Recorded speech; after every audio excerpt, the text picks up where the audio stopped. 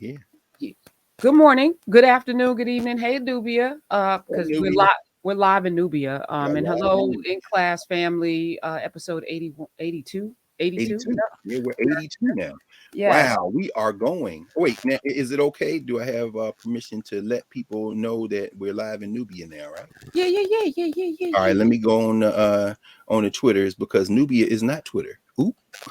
And let them folk know who might be hanging out on Twitter who are in Nubia to come on over. And hello, you two folk. Although we are y'all coming a little bit removed. We're live now. So anyway, I just wanted to make sure. Okay, cool. Let me sit that So, out right now.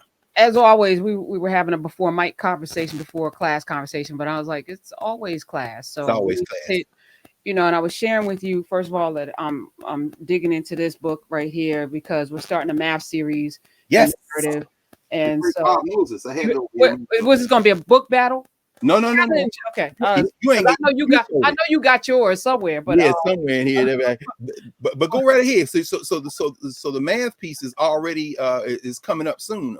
So Sharif Jackson, I put out a clarion call on social media. I was like, anybody know any math experts? And this brother is so into math, like and he loves it. And that's what you want somebody. And we're doing little simple things like, how do you measure how much paint you need using algebra? How will this couch fit my doorway? So we're doing like really rudimentary math because I don't know about you. You seem to be well versed in everything. But math tripped me up. And it was like I didn't know the why. Yes. Why am I learning this? What is this protractor for? Why do I need to know these equations? No one ever explained it to me. So most of us just need to understand. We're not dumb. We just need to understand, why am I doing this? That's and if there's a reason to do it. And the thing I love about this Radical Equations book is he starts with social justice and Black freedom, like, and how important math is to that. Like he said, this book was written 20 years ago, and the stuff he's talking about in here is already come to fruition. And so I'm like, here we are. And I was sharing with you, I was teaching yesterday, and I was telling my class about Jon Stewart. He has a new show. I won't even call it a show. It seems like a mission on Apple TV. And he takes us into the writer's room in the opening episode. And I played it for my students. I played the first 15 minutes. And, he says, you are here. So imagine every story as you are here. Those maps, you are here. Well, how did we get here? And what was the story to get us here? And that's going to be the framing of everything that we do. And I was like, that's what we do in narrative. Okay, we're here. We're in America right now. We have some ratchet ass people in the country. We had some ratchet ass people running the country. We got a ratchet ass postal person. We have like a lot of chaos. We got Republicans and Democrats playing tug of war with our lives. My God. But we are here. We are in this moment living our lives every day. And we have a media that's disinforming on purpose for coin, doing strange things for change across the board. And this is not to be the board. No, not partisan. And so how do we get to freedom? We are here, but where's there? And how do we get here? So that's kind of the story arc of what we do in narrative. All right, we're here, but what does it all mean? So I just thanked you before we got on. So I want to thank you again, because I never would have picked up this book and stuff. I'm like, this is a math book. I'm not reading this. Radical Equation, but it's not radical. It's radical that he started with Ella Baker and civil rights, and I'm like, that's right. That's radical. Yeah. Well, that's Bob Moses. That was Bob Moses. Is Bob Moses? He's an ancestor, but he's here. So yeah, and it's good morning to you. I say good morning to you off mic. Yeah, of course. Oh yeah. You definitely say good morning to me. I want to hear a little bit more about. I think we all do. I mean, because he doesn't start with math. No, it's interesting, isn't it? When he talked about the jobs of the future, and that Black people, it's incumbent upon Black people, and you and I are going to do an introduction. Yes. To this book, and so book club alert. Get this book. Get that book. Get this book, because he and I, mostly him. No, us. We're gonna go chapter and verse through why this is important, and why, if math is universal and Africans actually were the first mathematicians, why do we have an aversion to it? And he talks about that in here. It's on purpose that they made it so not complicated. It's not complicated. It's Just really like simple. us not swimming. The idea that we wouldn't swim when we're from a continent that has as many or more rivers and lakes and lagoons and bodies of water as any place in the world. No, it's not that we don't swim. It's that we were curated into non-swimming because swimming is a form of escape. Imagine the afterlives of slavery. To this day, black people talking about, yeah, black people don't be swimming. Like, are you serious? Did you ask the Africans of the Caribbean or Latin America? Did you ask the Africans of the continent? Why is it that the Negroes in America, North America, that's the imprint of enslavement, as is math phobia. Imagine inventing math and then saying, I'm not good at math. As young people, Benjamin Banneker is like, say what now? Benjamin Lewis Latimer. I mean, I feel like everything, and I feel the frustration and the anger that a lot of you feel like, why didn't I learn this? Why didn't I know this? How come? Why? Well, we are here for a reason, because as Bob Moses pointed out, this country needs serfs. They need a working class of people. And guess who are the best workers? So you got to keep them just above ignorant, just mired in ignorance, self-doubt, lack of self-confidence, and a dependence on this system, as if we didn't create all of the things that make this thing happen. We got to walk into our purpose. So I don't know where we're starting today, because we didn't really talk. We are starting. We started. Where we started. Yeah, we got to walk into our purpose, but that means there has to be a we, and there has to be some purpose that we've discussed. Hence our Africana Studies framework. In other words, this is a governance structured conversation. Who are we to each other? That's not a settled question, and that question changes from moment to moment through time and space. If we understand experience and life as really us experiencing time, we ask that question every day as individuals, and none of us make it alone. Oh, is that me? What? Hearing some static. No, it's all right. Okay, good. Okay, cool. I just want to make sure I got everything plugged in, and I don't change nothing. I sit right now. So I was like, wait, what's going on? It could be me. No, that's good. I just want to make sure it's all good. If you're not hearing it, that means it's not an issue. But yeah, no, we've already started. I mean, one of the, like you say, what you just quoted from Bob Moses, that hits like a ton of bricks. You needed serfs. And we all learned about serfs in elementary school when we were taught one narrative and perspective on human experience that is not universal. And we learned a little bit of the history of Western Eurasia as curated through the eyes of generations of people who have a very specific purpose for giving us this sliver of information. Oh yeah, so beginning, of course, you had the feudal societies, and the feudal societies had the landlords and the serfs, and then of course you had the mercantile era with the traders, and then from the traders you developed the capitalist system, and now we had the industrial revolution that came. Slow down. Number one, is this everybody in the world? Do you want to be suspended from this class? Get away. I'm preaching. In other words, it's almost like seminary. In other words, you're coming in to get the faith. This is the true faith. What is the true faith? Well, the true faith is capitalism is the best system ever created by human beings.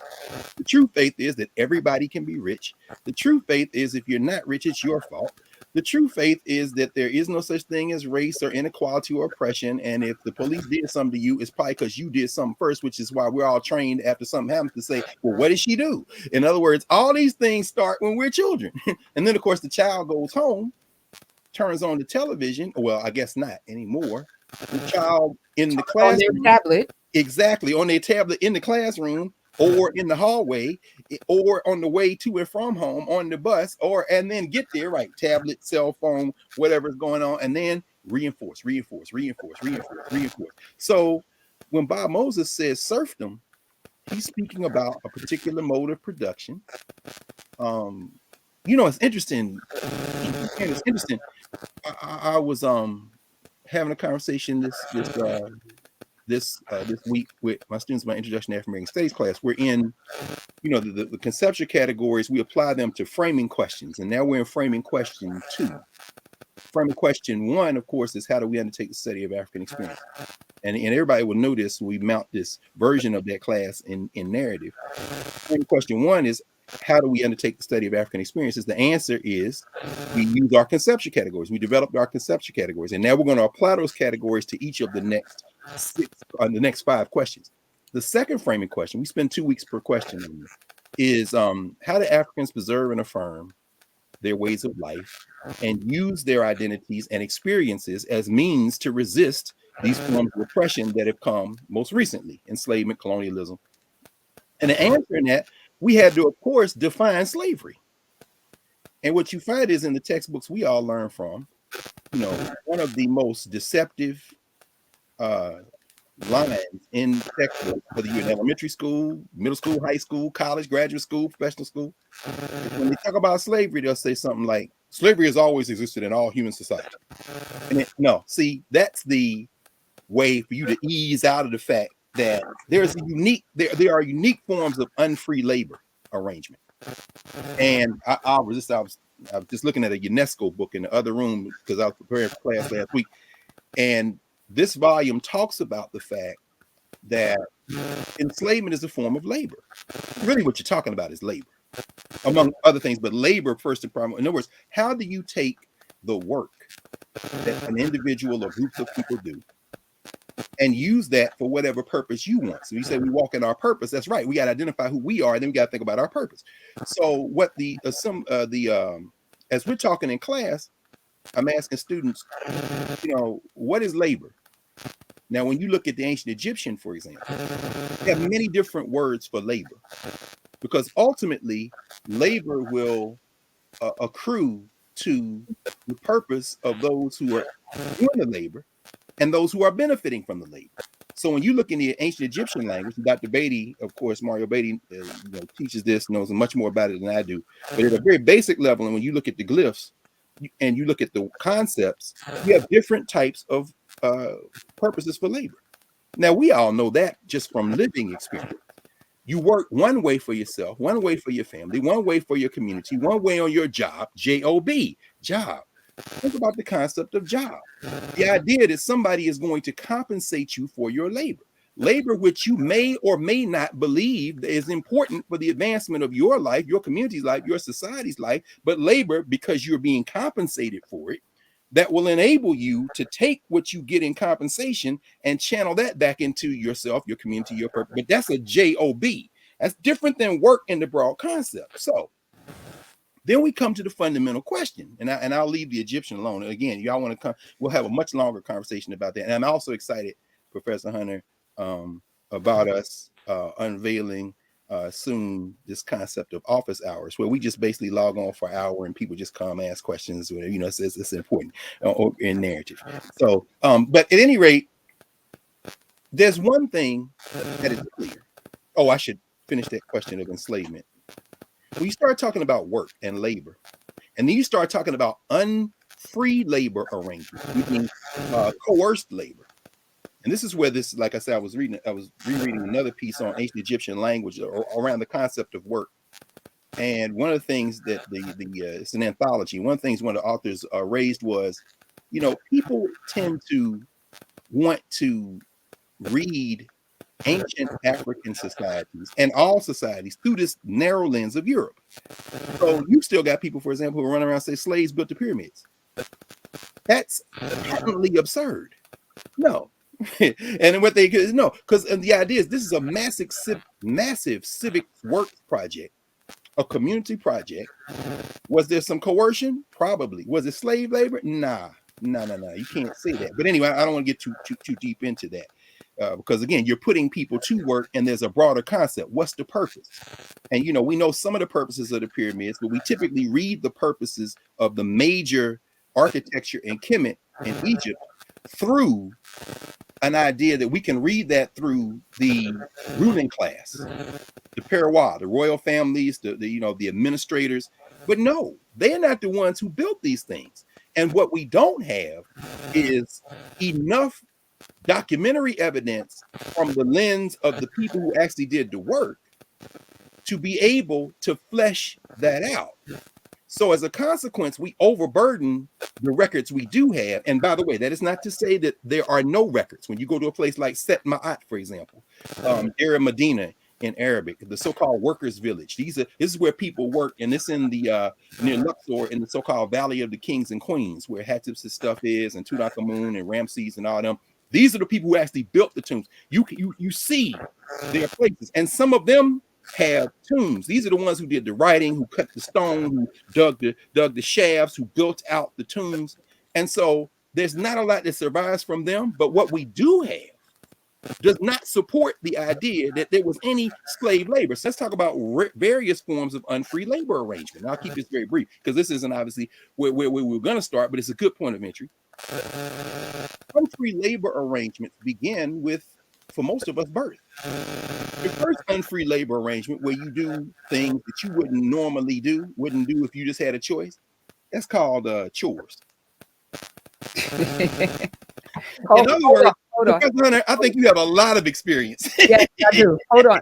So I think there is a little mic, not static feedback. So I just want to pause for a second because we're going to get into some deep topics today, and I want to make sure it's clear, everyone can hear. Yeah. Is the volume up on your Nubia at all? No. Okay. All right. Let's see.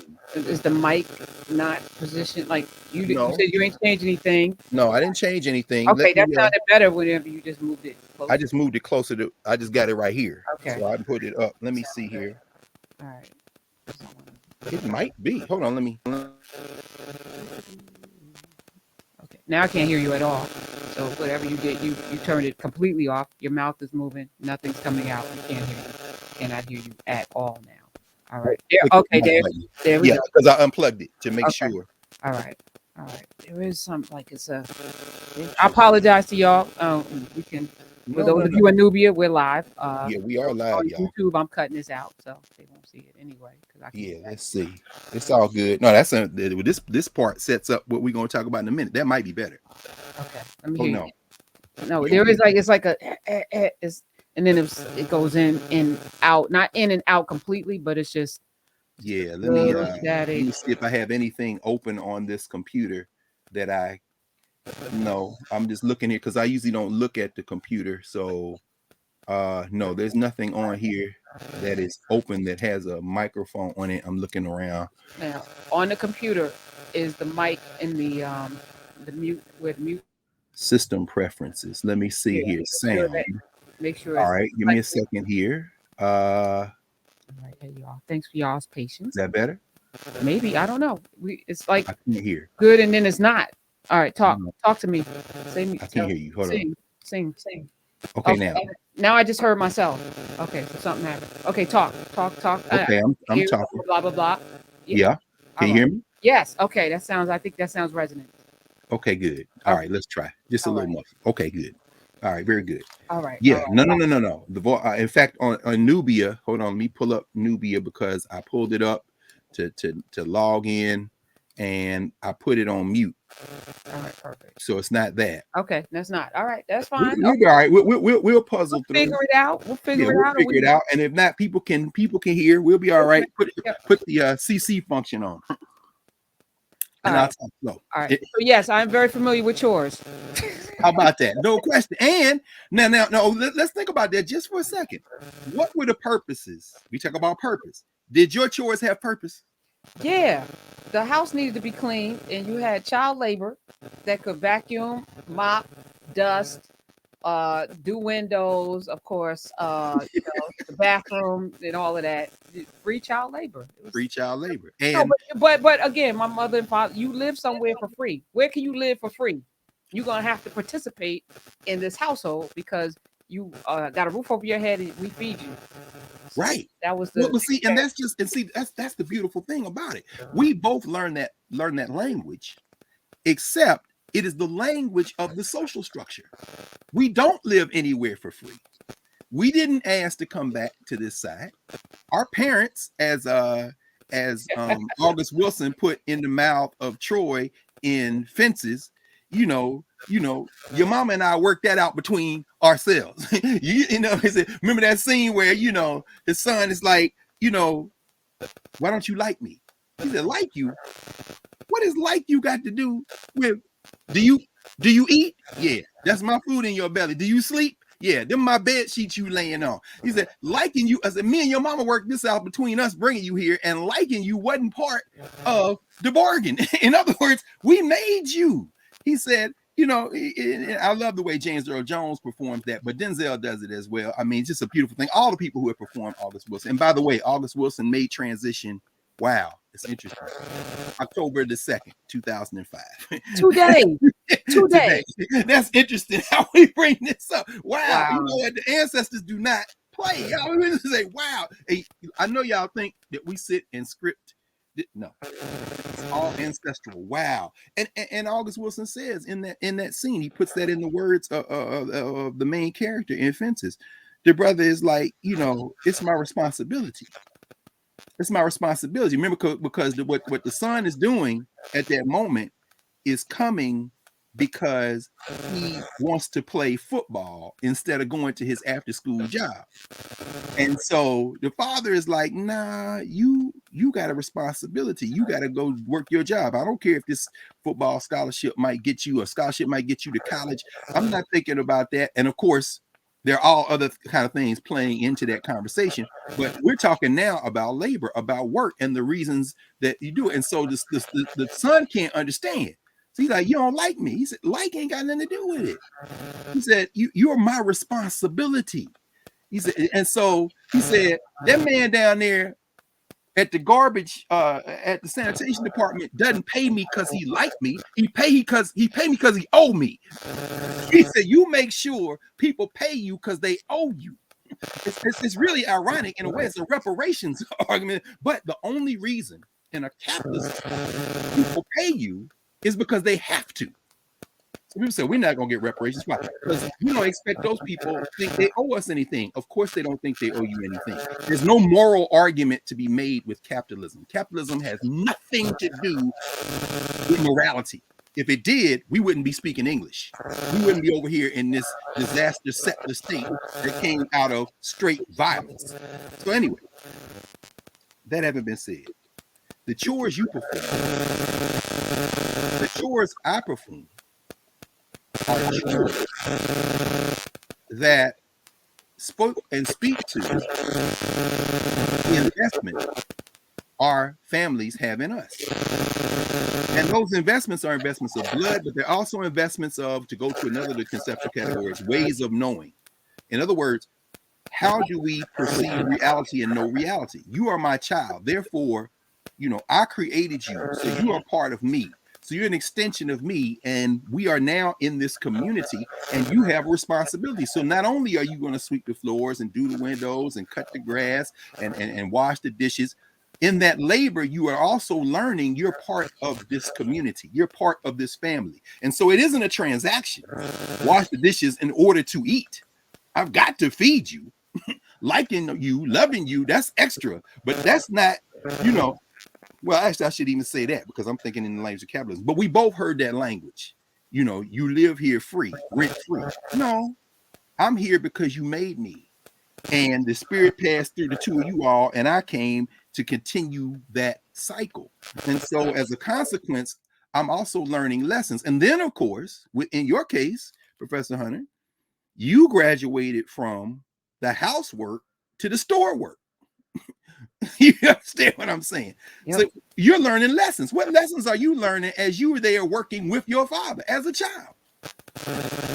I learned that all of the cans have to be face front. Mm-hmm. That the everything has to be dusted and cleaned every day so that there's no dust buildup.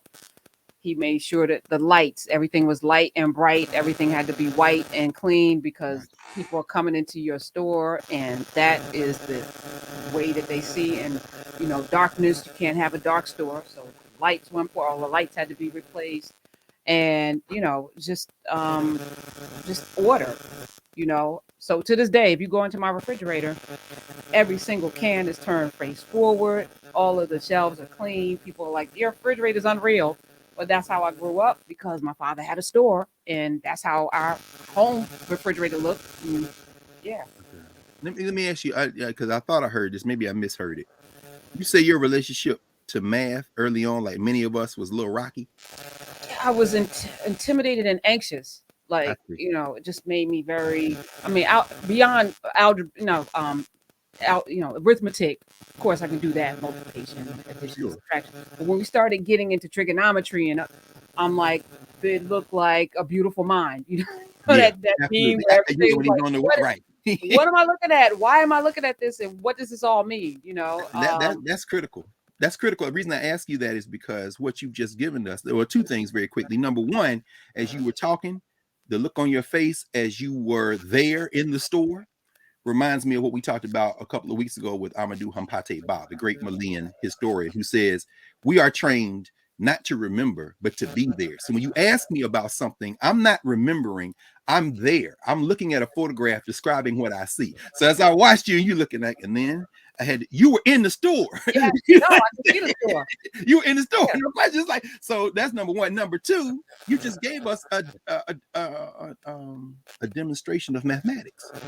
Precision. This is really what math is. All math is a symbol system to communicate the sense of trying to figure out order and rhythms. And so your description was absolutely mathematical. This is about precision. Every label had to be, the lights had to be because, and you get, so when a lot of times, as you said, you articulated that beautifully, the same thing a lot of us do as Black children in particular. We say, I don't understand this math. It doesn't make sense to me. You know, I can't connect this abstract symbol to a thing I know in reality, which is why Bob Moses in Radical Equation writes, the first thing we did with the algebra project, one of the first things we did is help students understand that the real world they live in, all math is a set of numbers and symbol systems for reducing that real world to some equations that'll help us understand the real world. And there they begin to get it. Okay, we're going to solve for X. That's something you don't know yet. Okay, now on the other side of the equation, we're going to put, and then, oh, okay, that sounds good. Give me an example. Okay, let's say you and your father's store and y'all got like 50 cans. And maybe how many of those cans don't have the label facing front? Okay, now what we're gonna need is an equation. Oh, okay. So wait, now the only thing you got to plug in is the symbol. What's X, what's Y, what's red. Okay, now I understand why. Because in fact, I'm going to beat you to the answer. Why? You don't know how many times I've had to turn those labels to the. You know, it's Bob Moses like, but what this society does is mystify everything because of what you said. We don't need y'all thinking. This is what Paulo Freire calls the surplus value of knowledge. In other words, if we give you too much access to knowledge, you're going to take things you learn and use them against the system until you get it right. Which takes us back to the beginning of Radical Equations. And we'll talk about this, of course, when we talk about the introduction. But broadly speaking, the freedom school concept that SNCC came up with, which is you come into a community, you don't tell that community what they need. You say, what is the system as we live it? And then you write that down as people are narrating, this is the system, this is where we live. And now, what about this system do we want to keep? And what about this system do we want to change? And then, I want to change this. I want to. Okay, now we go to the next step, which is how, which leads us, of course, Tony Sanchez, that category, that seventh category, that really is the framing category for all of it. How do it free us? Or as my Jegna, the great Ron Walters ancestor, this is my friend Bob Smith co-edited this, really the lead editor, the great Ron Walters from Wichita, Kansas, used to always ask, what has this got to do with the liberation of Black people? In other words, between the Ron Walters question and the Sonia Sanchez question, that frames our purpose. At least it should frame our purpose if you're interested in liberation. So Bob Moses is in 1982, over 20 years before he wrote Radical Equations. Bob Moses started the Algebra Project. And again, if he were here in this room with us having a conversation, he would probably say, yes, I'm the person who is identified with it the most, but it wasn't me by myself, because none of us live life by ourselves. But among his many unique characteristics, of course, Bob Moses was deeply trained in mathematics, coming out of Harlem, coming out of Hamilton College, going to Harvard University, pursuing a PhD in the philosophy of mathematics at the time that his daughter was taking classes in the Cambridge public schools. And he said, she already know this math. Can I come in here to the teacher? He said, and help her with some math that she doesn't know. And the teacher agreed. And so he stayed there in the classroom. And soon she was joined by several other students. And that was the birth of what became the Algebra Project. But we'll talk about that. As I said, as you said, we'll talk about this in narrative. The only reason I'm bringing it up now is because, again, you beautifully opened today with that conversation with your students.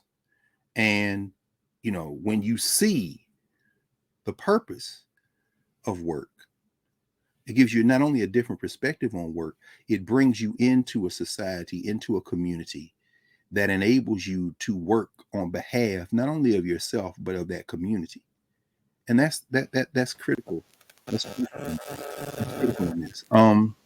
So today, as we were talking just a little bit before this last night, changed text, the topic of the Super Bowl came up, and don't worry, this is gonna tie beautifully to what we just said. But go, we saw an announcement in the last one. Yeah. I'm gonna leave with the only person that I really want to see, Mary J. Blige.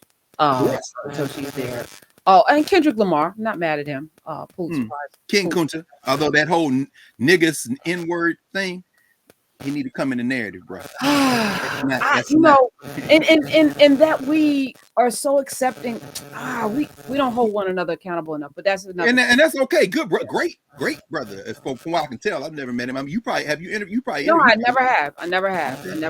Not yet. He's not yet. You know, maybe. I have a different list now of people I want to talk to. You know, when I was young, I did young things, and now I want to talk to people with depth. You know, who've lived. I had an argument with one of my students who's 19 about their project, and they want to give advice, and I was like, "How old are you?" 19. Okay. They've been trained to give advice. What they call it? I'm like, so you live long enough to be able to give people advice? How? I mean, I'm not saying you're not. Maybe you're a prodigy. I don't know. But everybody's an expert on their own life. But I mean, but beyond that, yeah. But I mean, sure. Should we require you to know some things before you can tell me some things? Well, clearly, this society doesn't think so. Right. So I'm struggling with this right now because everywhere I look is like, how'd you get in the position to be able to do that? Right. Oh, you have a science degree? No, you know nothing about science. Can you read a medical journal? But you're out here giving advice about health things? Okay. Well, better yet, you're a math teacher and you don't know much math, but you have a degree in math education. This is the indictment of the education programs at colleges and universities. You're actually turning out people who want to be teachers, but they don't have a content area that they've mastered enough to give basic instruction. Yeah, we're doomed. So I feel like we're doomed. Well, the social structure is definitely completely doomed. Yeah. So where was I going with this? I forgot. No. You know, we were talking about the whole question of who's going to be at the Super Bowl. You said right. Okay, it was Mary J. Blige. Yeah. Kendrick Lamar, Eminem, and then on the heels of R. Kelly, I didn't even talk about this. We have Dr. Dre, right? How about that? Interesting. Yeah. Or not. It's a minstrel show, so you get the minstrels. And Snoop Dogg, right? Yeah. So we still ain't, you know, I hope we don't walk no sisters with chains, dog chains. Yeah, that was a long time ago, Dr. Carr. He shouldn't be held accountable for something he did when he didn't know better. Well, I mean, I think at some point you gotta say that you apologize. Except the whole point of that spectacle is to hold it. I like the way Bobby Wright, the great psychologist out of Chicago, well, out of Mississippi, but by way of Chicago, used to say, he said, the one contradiction in the Black community is there are no contradictions. You can do anything, and you never had to go back and say, I'm sorry, or I was young and I didn't know. And in the case of Brother Broadus, his persona relies on all of that never being resolved. In other words, the reason we refer to him by a character in Charles Schultz's Peanuts instead of Calvin Broadus is because that persona is what the social structure curated in order to introduce him to a wider audience for profit. In other words, to exploit his labor for profit. And so he used who he was. And just like you aren't who you were when you were 19, I'm not who I was when I was 19. He's not who he was at 19, except he is. That's his brand. So if you say, hey man, what about that? He's, hey man, I was there, you know, this is now, I really want to talk about it. You know what? I'm not gonna put words in his mouth. I think that would be an interesting question to ask him. Yeah. I'm not mad at him at all. I mean, he is who he is. Does he have the capacity to understand the problem of coming on stage with women in chains? Oh, clearly he does. Clearly he does, because you doing commercials with Martha Stewart and whatever corporate mogul, and you doing TV shows. So you have, I mean, it's not a question of capacity. It's a question of capitalism. No, it's a question of character.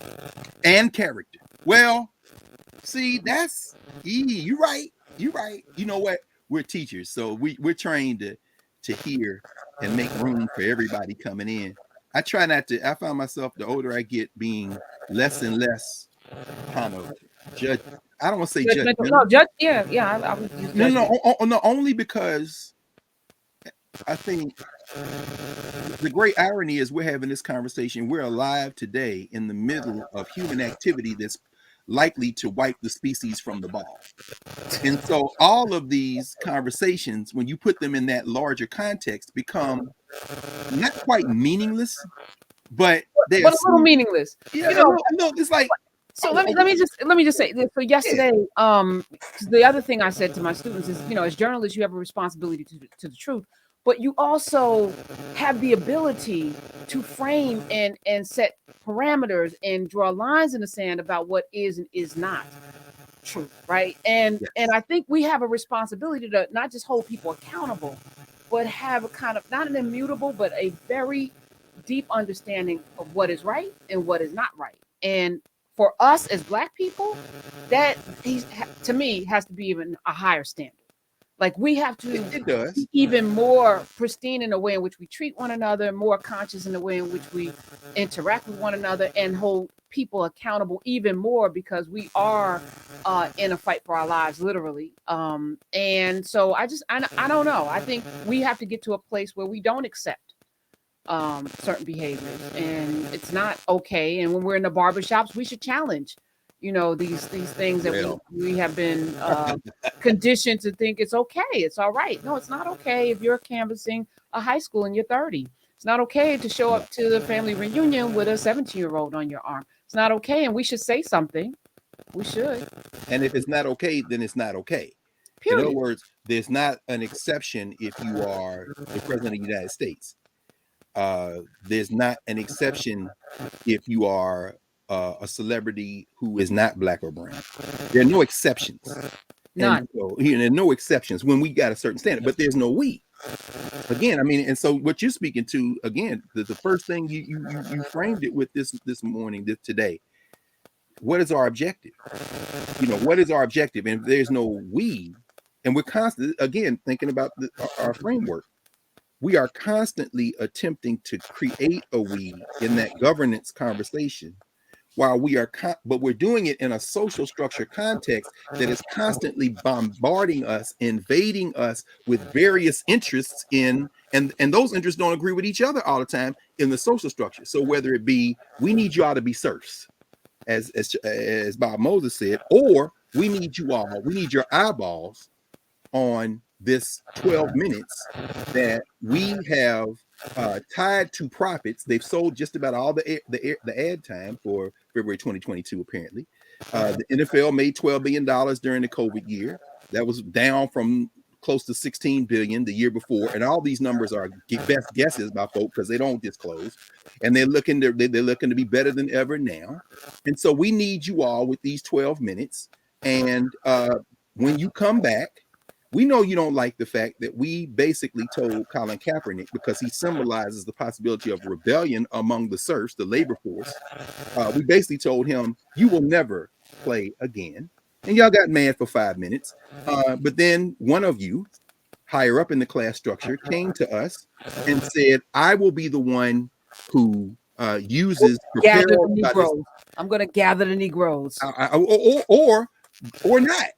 But what I will do is curate the appearance of change so that you don't have to, Jerry Jones, owner of the 6 point whatever it is $billion valued Dallas Cowboys, you will never have to, as you did 4 years ago this week, get down on your knees in your stadium, so that you will never have to engage in performance solidarity, because you are, sir, a slave master. And I will make sure that you don't have to face that again.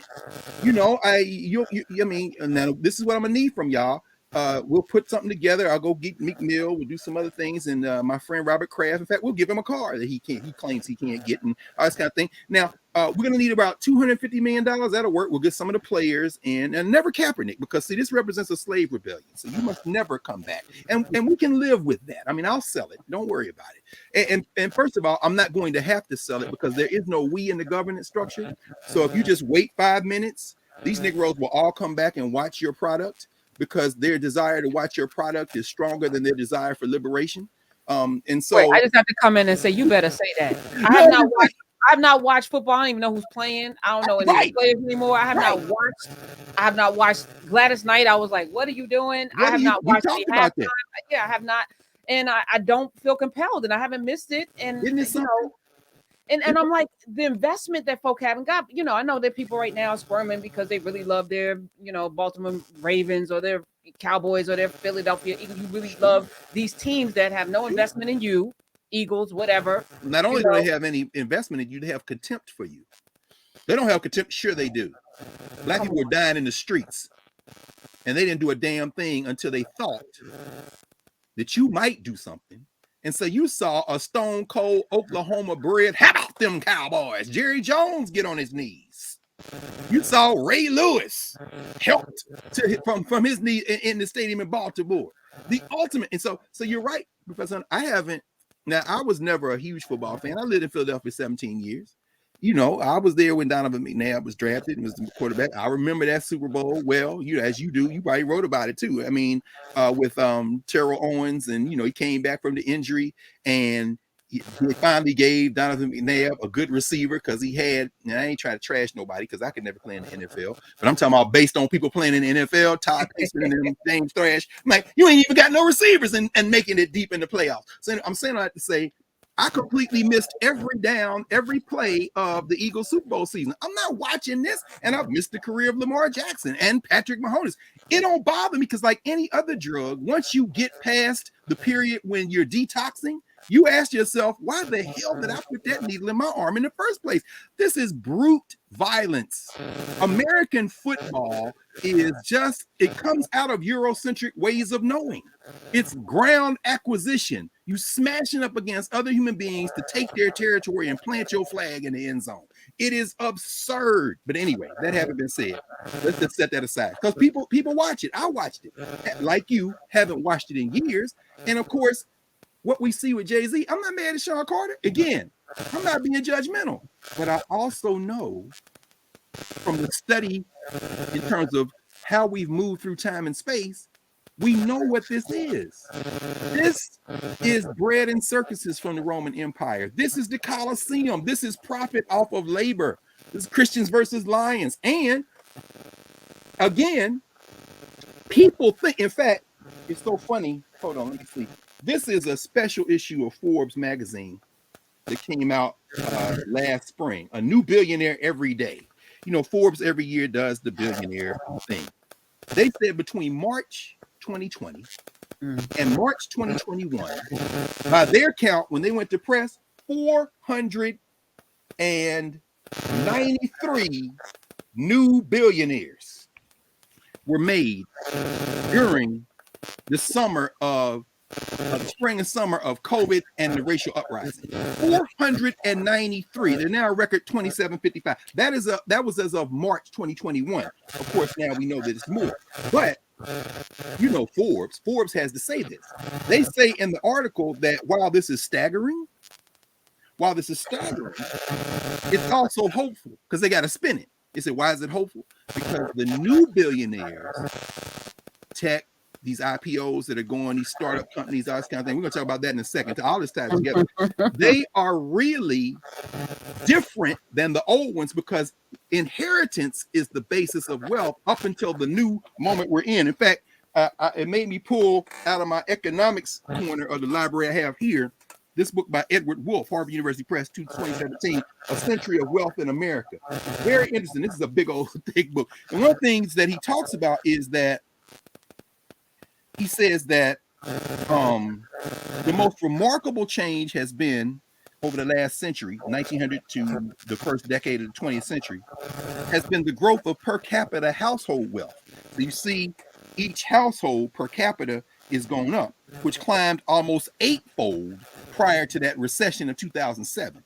But overlaid on this base are worrying trends. The share of personal wealth claimed by the richest 1% almost doubled between the mid-1970s and 2013, concurrent with a steep run of debt by the middle class, as the wealth of the average family dropped precipitously by 44% between 2007 and 2013, with black families hit hardest. The debt-income ratio more than doubled. In short, the Great Recession also caused the sharp spike in asset poverty, as more and more families barely survive from one paycheck to the next. In short, the United States has changed from being one of the most economically equal of the advanced industrialized countries, and it was never economically equal, which really shows you that it was never equal. So the United States was one of the most equal in a completely unequal system to becoming one of the most unequal. Now, why is that important, and how does that relate to the Super Bowl and what else we're going to talk about today? Well, it's actually quite simple. When you have super bit, in fact, let me oh no, where's my other one? Because I want to bring this up today too, but I'll have it around here somewhere. I'll find it, because this ties to higher education. In fact, I should probably take a second and try to look for it now. I don't know what I did with the piece. What I was going to show everybody was the article that was in the Wall Street Journal. Oh wait, it might actually be here. But anyway, no. But I'll make the point I was going to make before I go further. Oh, here it is. Here it is.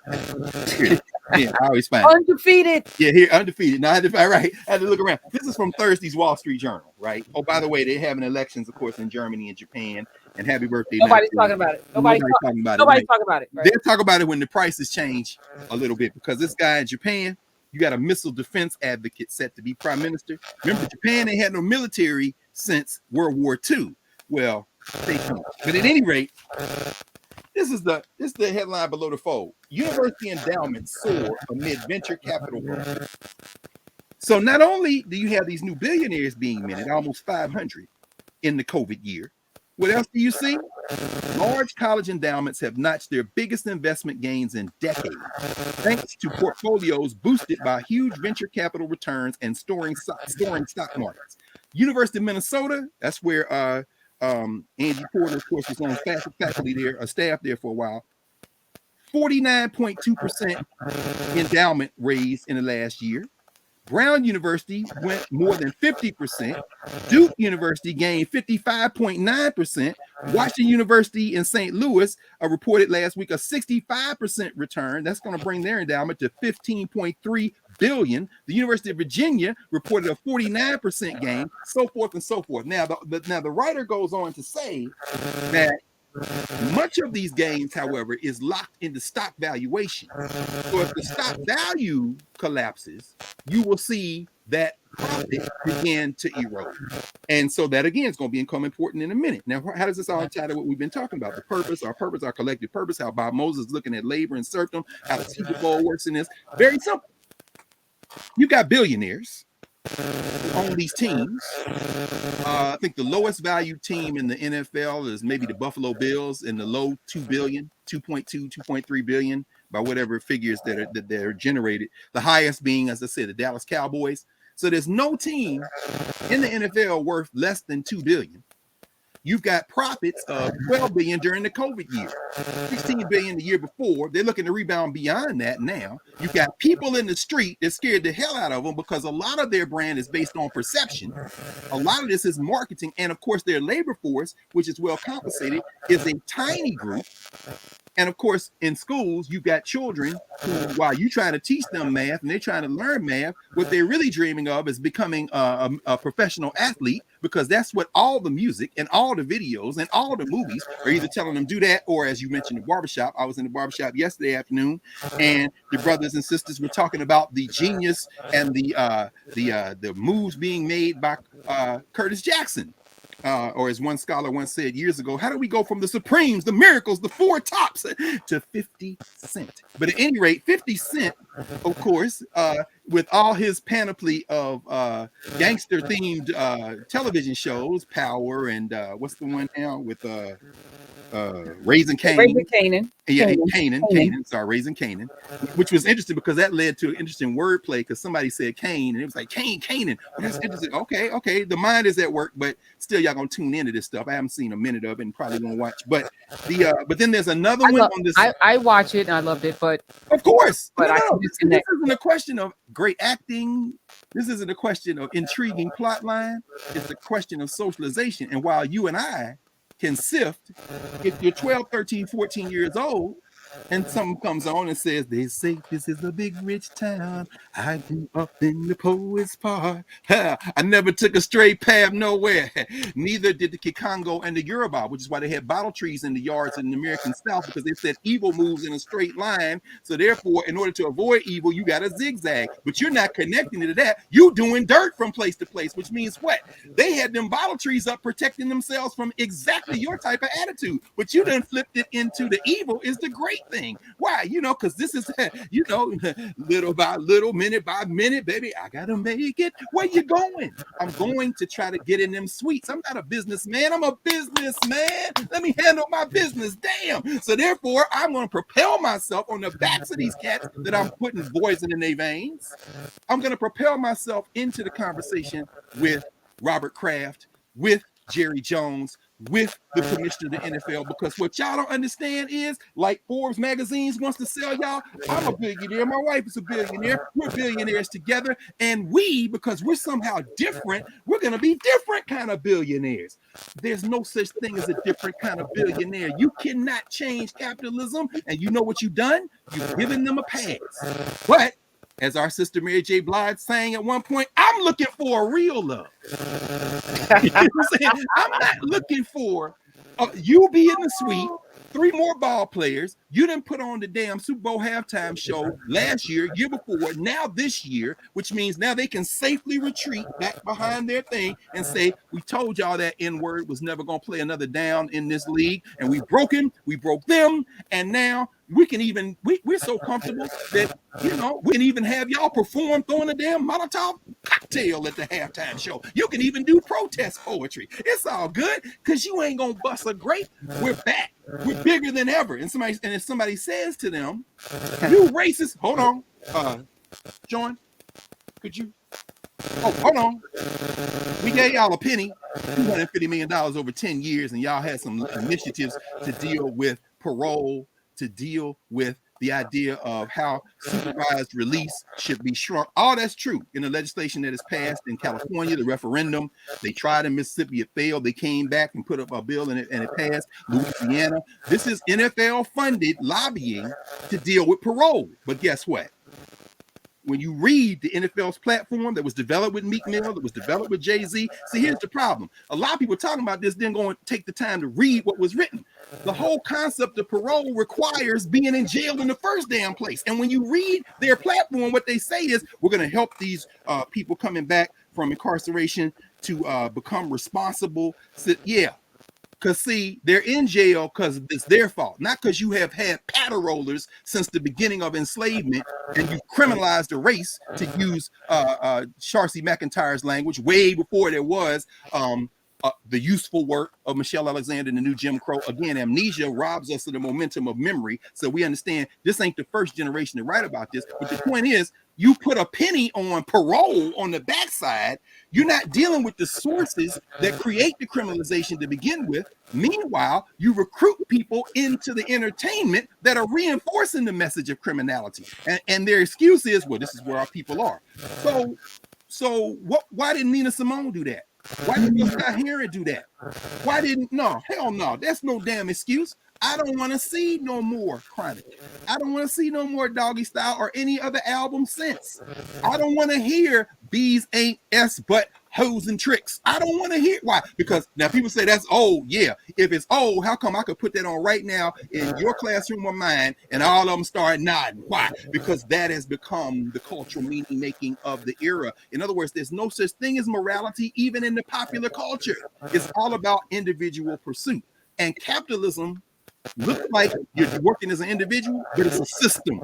It works as a system. So into all that, the question then becomes, and now they're singing "Lift Every Voice and Sing."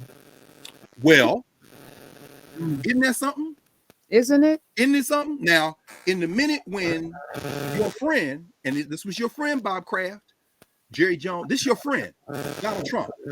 And if it's wrong, it's wrong. R. Kelly, under the jail. Donald Trump, under the jail. Yeah, because as president, now I ain't even talking about as president. I'm talking about the man on tape, talking about you can grab him by the bee. I moved on her like a bee. And y'all sitting up here, well, that's okay. And all you, I'm sorry, I started calling them Christians.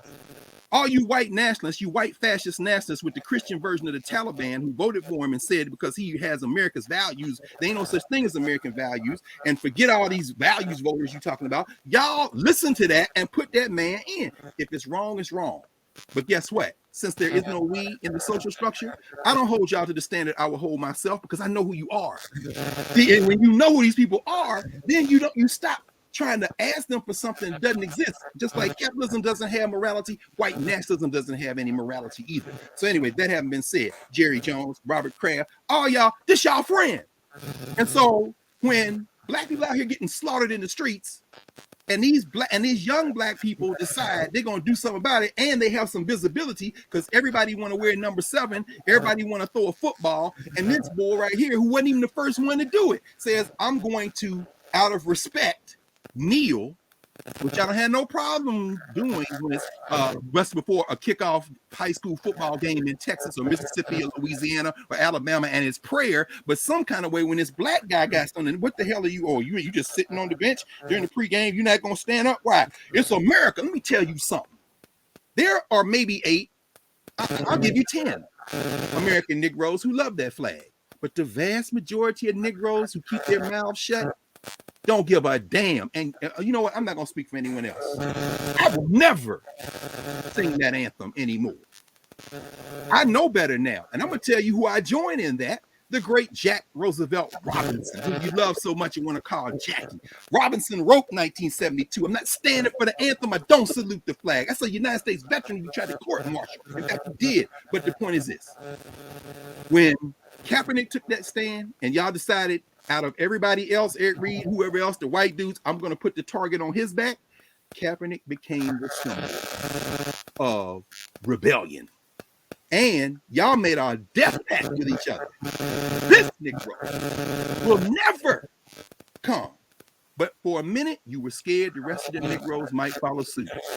So that Saturday, what was it? Week 3 of the NFL season, 2017, September like 24th, 25th, whatever the date that was, Jerry Jones asked on his knees, why? I am terrified because if this labor force deserts me, if I'm painted too much as a racist, that might wake up enough of these children, enough of these elders, and if they turn me off, I'm done. Why?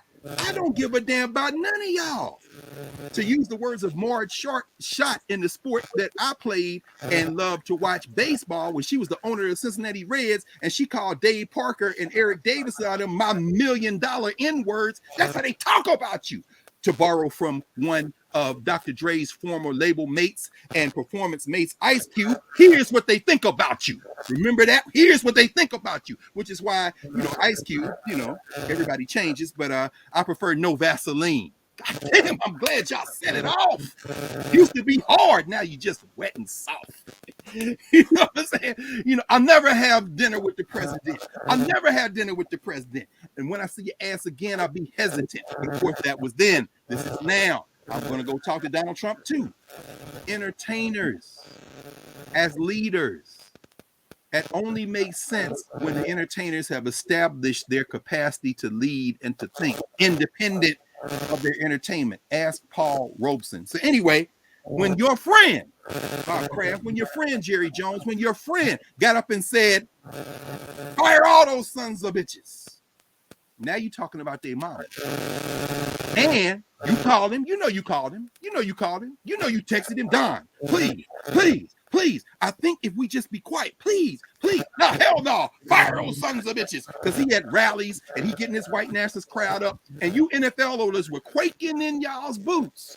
And some of y'all players, Tom Brady, some of y'all with your MAGA hat in the locker room, oh my God, whatever, stop, please don't do it. You were texting him. He wouldn't stop.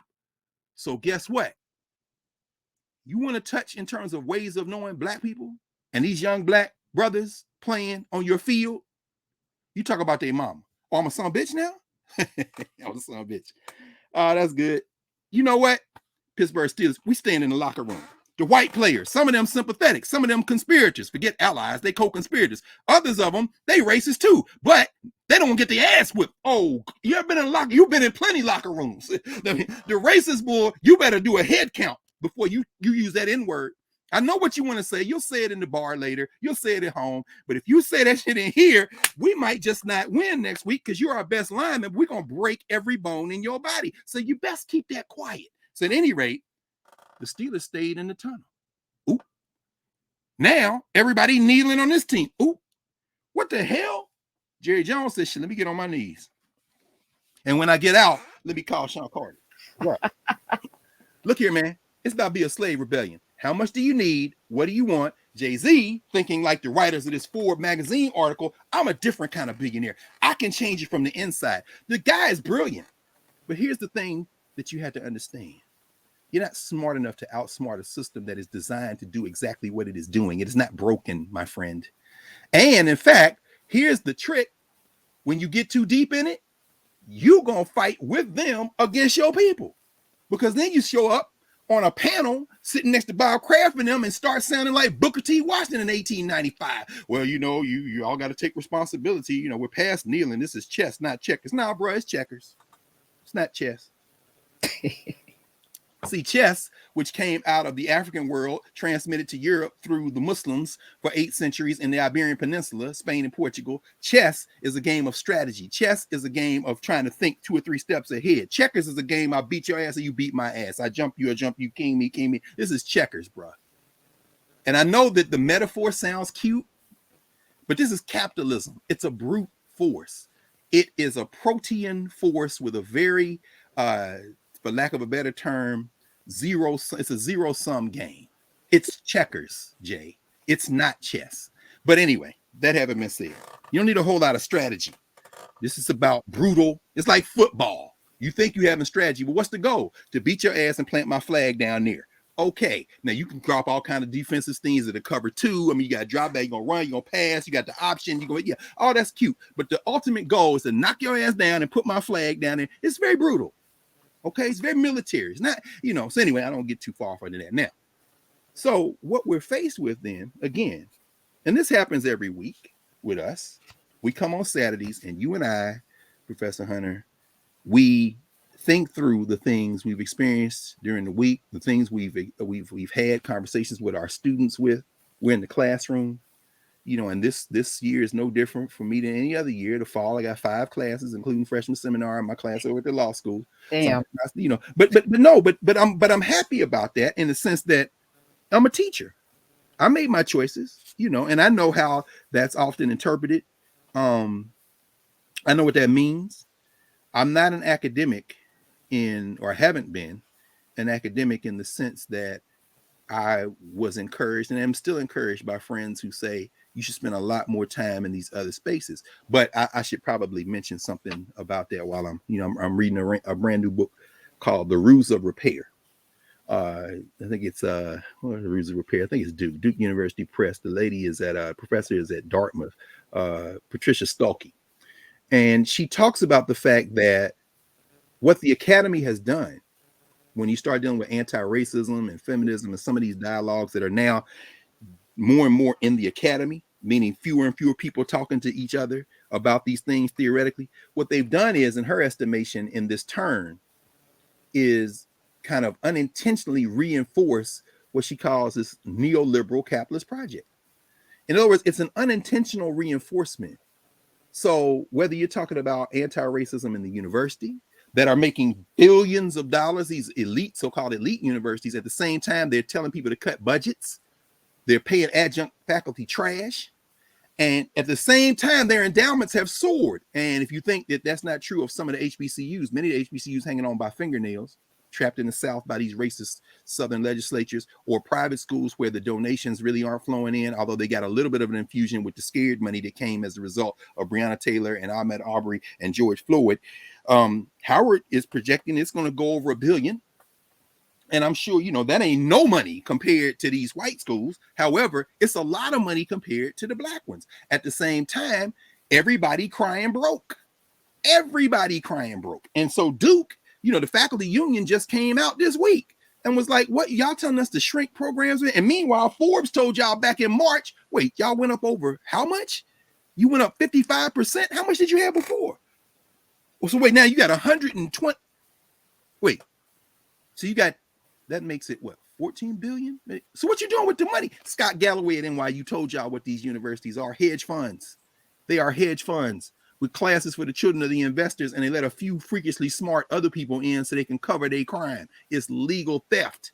But anyway, while all that's going on, these scholars who are writing these books that people like me will read page for page are talking to each other in increasingly small numbers, and it unintentionally reinforcing the fact that that intellectual work is not helping change the society. So here we are on Saturdays. Here we are with Narrative in Nubia. Here we are in the space because what Professor Hunter had the good sense to realize from life experience, from intellectual work, from being a teacher, educator, and a communicator every day of the week is that the way that we create a we and then pursue a common goal is to completely turn away from a system model that is designed to do what it's doing.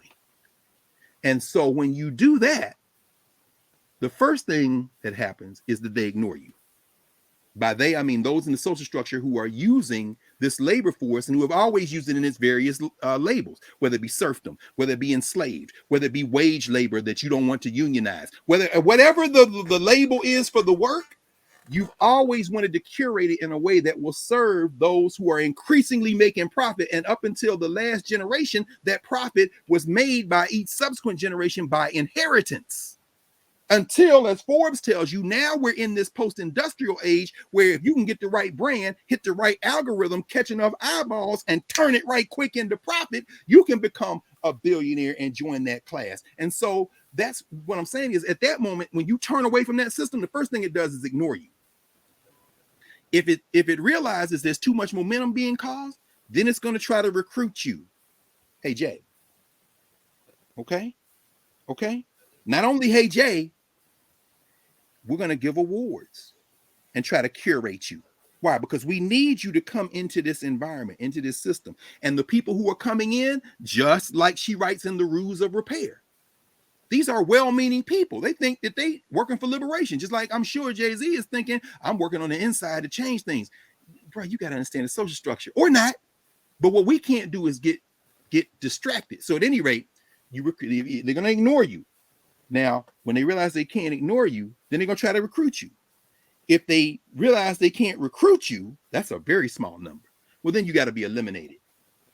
In the words of Malcolm X, by any means necessary. It don't mean that you're going to assassinate somebody, but it certainly means you might have to collapse them. Now, let's just talk about this for a second in that context. This is the, this was very interesting, Professor Hunter. This was in one of the summer, the Sunday New York Times. I'm flipping through the Times, and you know how the New York Times comes. Those you read New York Times, because obviously I have the digital, but I get the paper every day. So, like today's Financial Times, for example, this is a weekend. This is the Weekend Financial Times FT. In the FT, this is their magazine, How to Spend It, because these are the money people. A New Serenity, isn't it lovely? A new serenity. This is, in other words, I got money, you ain't got money. See this paper right here? This is not for us. This is not for you. This for the people who run stuff. So while on the cover of the New York Times, they talking some political stuff. The cover of today's Financial Times weekend, look at this. Look, it's funny. The ad at the top, autumn food and drink. Pears, pilaf, and potions. So you got the kind of thing. But here we go. Merck says pill halves risk of COVID death. Merck Pharmaceutical said they got the first antiviral drug to treat disease. You know what this is for? This for the investors. How much money we got in Merck? Well, I don't know, Mr. President, Board of Trustees at the university. How much money do we have in Merck? Okay, now on the amount of this faculty, we're making them come back to classes to teach, right? Because we need the tuition in the meantime. And some of the people got pre-existing conditions. And can we fire them if they don't come back to this? Because well, yeah, at the same time, they asking how much money do we have in Merck? Because I was reading Financial Times weekend. This for the money people. I understand? Very important. Miners vow to dig China out of winter power crisis. There's a crisis coming in China. A lot of it's going to be linked to coal. This is for the people who have money trying to figure out how to invest. But the reason I brought that up is because the how to spend it, this is their version of the New York Times style magazine. Okay. So the New York Times, they have a style magazine like once a month, big, thick thing. I showed y'all the Wall Street Journal's magazine with Amanda Gorman picture on a couple of weeks ago. The New York Times also has a weekly magazine, of course. That was where the 1619 Project appeared. Jake Silverstein, editor of the New York Times Magazine, and Nicole Hannah-Jones, my friend Nicole Hannah-Jones. I mean, you know, that's the magazine. And then every once in a while, you'll see an insert. That's an ad. You know, USA Today, they good for giving over ads. There'll be Chinese-backed companies. You'll see a big ad. But I was like, yo, this looked like the Style magazine. This joint right here. And I seen the brother on front, meet Carlos Watson, the best interviewer on TV, Ozzy Magazine. Carlos goes deep with Malcolm Gladwell, Ava DuVernay, Matt Damon, Herb, Mark Cuban, Scarlett Johansson, Priyanka Chopra, John Legend, Megyn Kelly, Dr. Fauci, J. Gabriel Union, Swiss Beats, Baker Mayfield, Padma Lazimi, Caddy K, who worked for Ozzy. Rice. He interviewed the presidential candidates, and this ain't him kind of. No, he talked to these people. I'm looking at page-long interviews with everybody. I'm like, wait, Bill Gates. It's Carlos and Bill Gates talking to Bill Gates. Darren Walker, who runs the Ford Foundation. More on him in a minute, because he's been in the New York Times twice. Ava DuVernay, there she go, which is one of the reasons why Holly Green was out there last week. He's like, I don't know about this. Look, he hired Caddy K from the BBC and MSNBC, Ozzy Studios. Now, this ain't no, look, oh my God. Meet the rising stars. He gonna tell y'all who to look at next. This is the whole point, right? Dr. Fauci. There's Anthony Fauci with it. And I'm thinking to myself, Megyn Kelly. Look, watch this. Megyn Kelly. I'm like, yo, dude, what are you doing? The writers, he gonna tell you who to read. There's Roxanne Gay in them. I'm saying Sean Penn. Oh, there go Ta-Nehisi. Looking worried. Yeah, you should look worried, bro. You, my friend, you should look real worried. There go her and Maxine Waters. Oh my God. I mean, I could go Mark Cuban, the billionaire, right? All this kind of thing right here. Malcolm Gladwell. We could go on. My point is this. Oh, the game. Change the game. If there's a mold, they smash it. A playbook, not interested. Meet the people who broke out because the rules need to be broken. And then everybody on this list is in the system. Everybody on this list is in the system now. So the first thing they do is ignore you. The second thing they do is try to recruit you. If they can't recruit you, they got to get rid of you. Now, Professor Hunter, I need to ask you, because maybe I don't. These people, how did he get to interview all those people? He talked to all of them. They talked to him. Apparently, he had a show that they put on Amazon. Then Amazon told him, stop saying it's Amazon. Even though the whole back page got the stop saying it's Amazon. Y'all uploaded it to the Amazon Prime platform, but Amazon had nothing to do with that. But so how did he get to talk to all of them? He just asked them and they said yes? How does it work? So... No, I'm asking how the process works. I'm not asking. I mean, there are people with interests who ordain people. You know, there's like a cabal of folk, right? So is he Harvard? Is he Harvard? He's Harvard. Yeah, undergrad. Yeah. Jamaican father, African U.S. mother. I mean, the guy seems to be, clearly bright, got talent, but he got the hook. What does that mean, though? So I just had this conversation with my students. This is a world of relationships. It's not a world of talent. It's not a world of talent. Well, some people's talent is relationships. Is that I guess I have to concede that. I have to concede that you're absolutely correct. But what it does is it gives us a false sense that people, because we see them, therefore they're there because they're good at a thing. And being good at a thing, being good at a thing is the illusion, right? Because wow, how could he not be good? Look at all of the people, right? How could he not be skilled? How could he not be the best? What did you say? The best TV interview? I'm like, is Oprah dead? Like, how are you the best? He had a show on Oprah with women. He interviewed women on Oprah's network. Yo, child. No, no, I'm saying no. Which That's then what I'm saying. so there's like this internal cabal, and Mm-hmm. I have to applaud certain people who are in and out. But But I are don't know. they? Can you serve two masters? I I don't don't think you know. can. Can you have new wine and old wine skins? Does that work? I don't know how this Capitalism. works. I don't Capitalism know. is not no. Because well, I'll tell you. To me, in my mind, let me ask you this. Let me ask you then. Let me ask you this. Could they have paid some of those people to sit with him? Yes and yes, but paid currency comes in many different ways, right? So there's a currency of proximity, right? There's a currency of entrance into something more. There's a currency of coverage, So if I'm Bill Gates and I'm struggling right now, oh, he's a black man. Okay, I sat down with him. Maybe Yeah, no because they one's can't looking at pay the Gates. He farmland. got money, Yeah, right? maybe no one's gonna look at the farmland. It's like Bezos buying the Washington Post. It's like Mort Ooh, Zuckerman buying U.S. News and World Report and the New York Daily News. It's like Rupert that's Murdoch. right. You pay for the currency is access, but also to be able to shift the narrative away from That's right. the things that you don't want people, because That's he's right. not going to ask those questions That's that right. need to be asked because Well, you gave me the interview. So he's going to. does he ask Bill Gates about? Because I haven't. When I see certain things, I naturally tune out because Mm-hmm. it's not. These aren't serious people to me. Right. So I'm like, there's nothing that I'm going to learn, and this I'm not participating. So I kind of opt out of Right.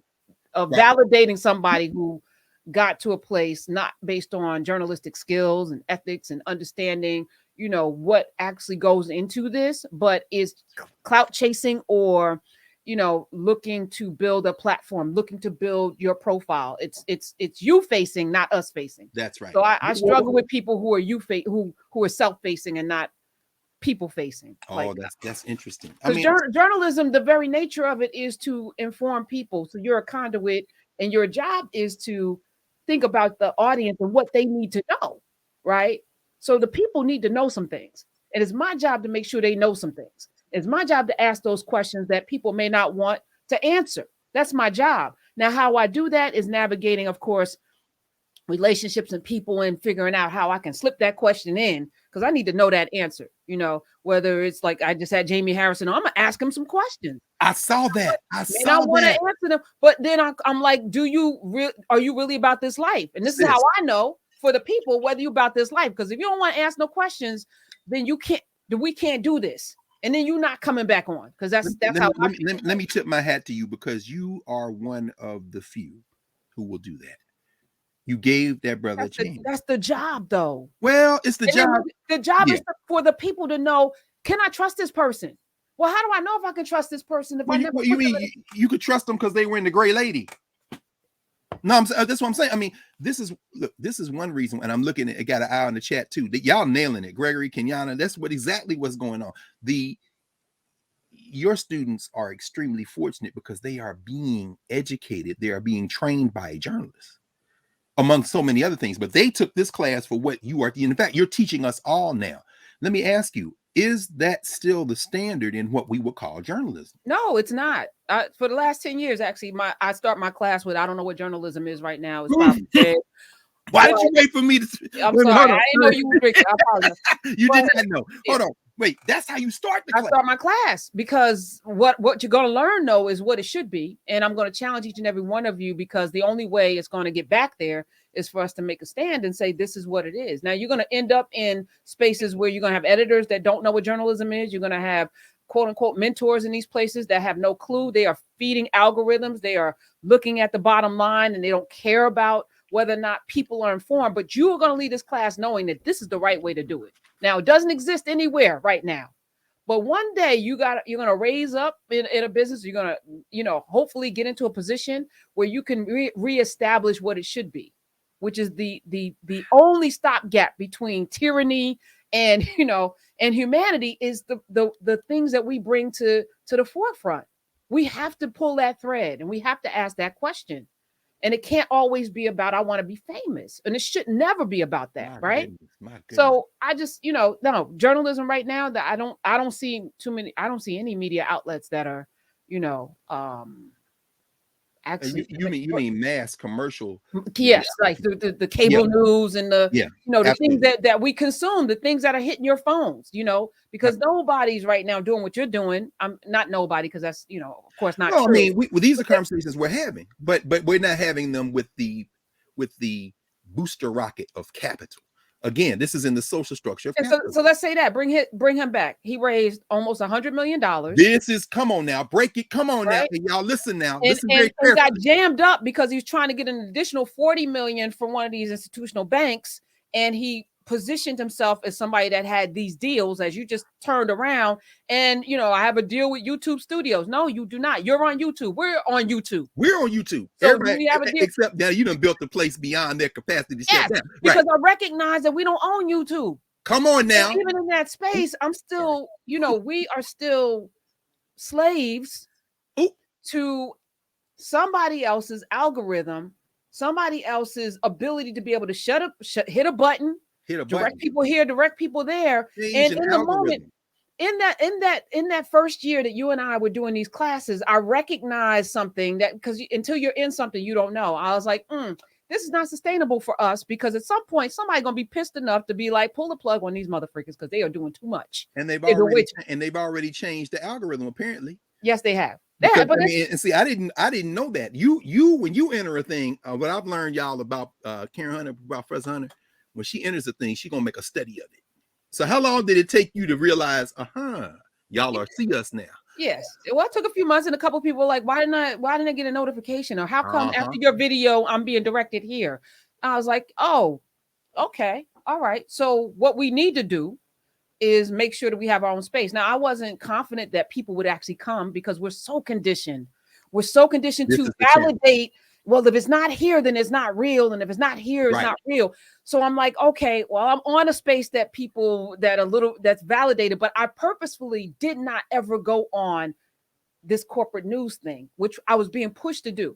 Oh, I'm sure. You gotta be on these places. You gotta be on these places. First they ignore you, then they recruit you. Yeah, no, I'm not. I said no. Like, and it was friction. Let me tell you, Dr. Carr, it was friction with the higher ups until I made another move that made it virtually impossible.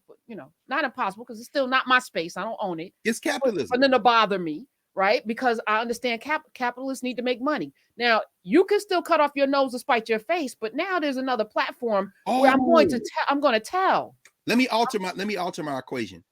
First they ignore you, then they recruit you, then they try to destroy you, and if they can't try to destroy you, they go back to step one. They ignore you again. So what you've been able to do is, okay, we have basically a truce. Yeah, it's a standoff. Yeah. And it's interesting. And I watch it play out every day, because I know what they want. I'm not gonna say this out loud. No. I'm gonna keep it myself. But yeah, but it's interesting watching people, like, so I can't really move her. Right. And they're calculating the cost of bothering me. And like, I see the calculation. So I'm like, I'm making the calculation more and more painful. We'll see this, and there's but I'm expecting it. So in the meantime, it's like, okay, let's continue to build, because it's still the content, and it's always been the content and the people. It's always been like clean glass of water.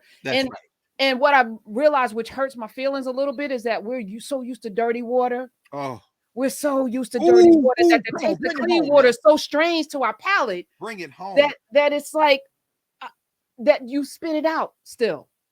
Professor if you Hunter, still spit out the clean glass of water that is nourishing you, nourishing your cells, awakening things in your mind, because you're so used to the dirty water. And I don't know this yet, Dr. Carr, and I say this every day to you and Carl, Urias, Kareem, the team. Like, we don't need everybody, because I really do know that we don't. You don't need everybody, but it is stunning to me that there are very few spaces where you're going to get that just impeccable. I call it impeccable character, because we come into this with a particular purpose. You are here is all about making sure we get there. That's right. You are here so that we can get there. This is the purpose, y'all. But it's weird, how easily distracted we are by a Super Bowl announcement, or by celebrity coming in, or some Telfar bag, which I love. It's great. I'm applaud, but like, there's so much work to be done, and there's so much information that we need to know about ourselves That's to right. do the work, that more people aren't doing the work, and more people aren't reading the books, and more people aren't the people who are here. God, I love y'all. No And Nubia, I question. see you. I see you. I'm looking We at see the y'all. We chat right looking now. now. But it's 4 flat interesting. tires and I'm seeing Paul said I'm down, but you like 4 flat tires and no spare. I'm gonna ride the rims. My man said he ride the rims for Nubia. Yeah, but Professor Hunter, you what you're laying out for us really does tie everything we've been talking about today all together in this broader pursuit. When this capitalist system, the owners in the NFL realized that this could potentially be the thing that shifts this. This could be a social movement in a moment when people are organizing every day. We know them. They're organizing all over the world. In fact, international solidarity is a major part of this. They had enough sense, whether being advised or because they've made money in the capitalist system, to predict a possible trend that could harm them. Here's the irony, if Jay-Z wanted to own an NFL team, the best bet would have been to be out there in the street with everybody else. They'd have given you a team, bro, in 6 more months. Exactly. Because the idea was, we got to stop this. You know what I'm saying? Internet, the patience that it requires, and it's not even a long patience. I mean, I think about we watched the film with Jeffrey Wright and them. Boycott.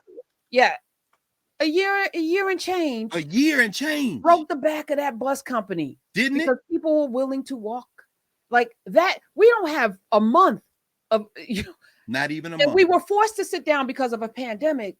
And as soon as it looked like we might be able to get back out in them streets. Imagine that. Imagine if they had gone to the negotiating table and looked up and Dr. King was sitting over there on the other side and said, well, they put me on the board.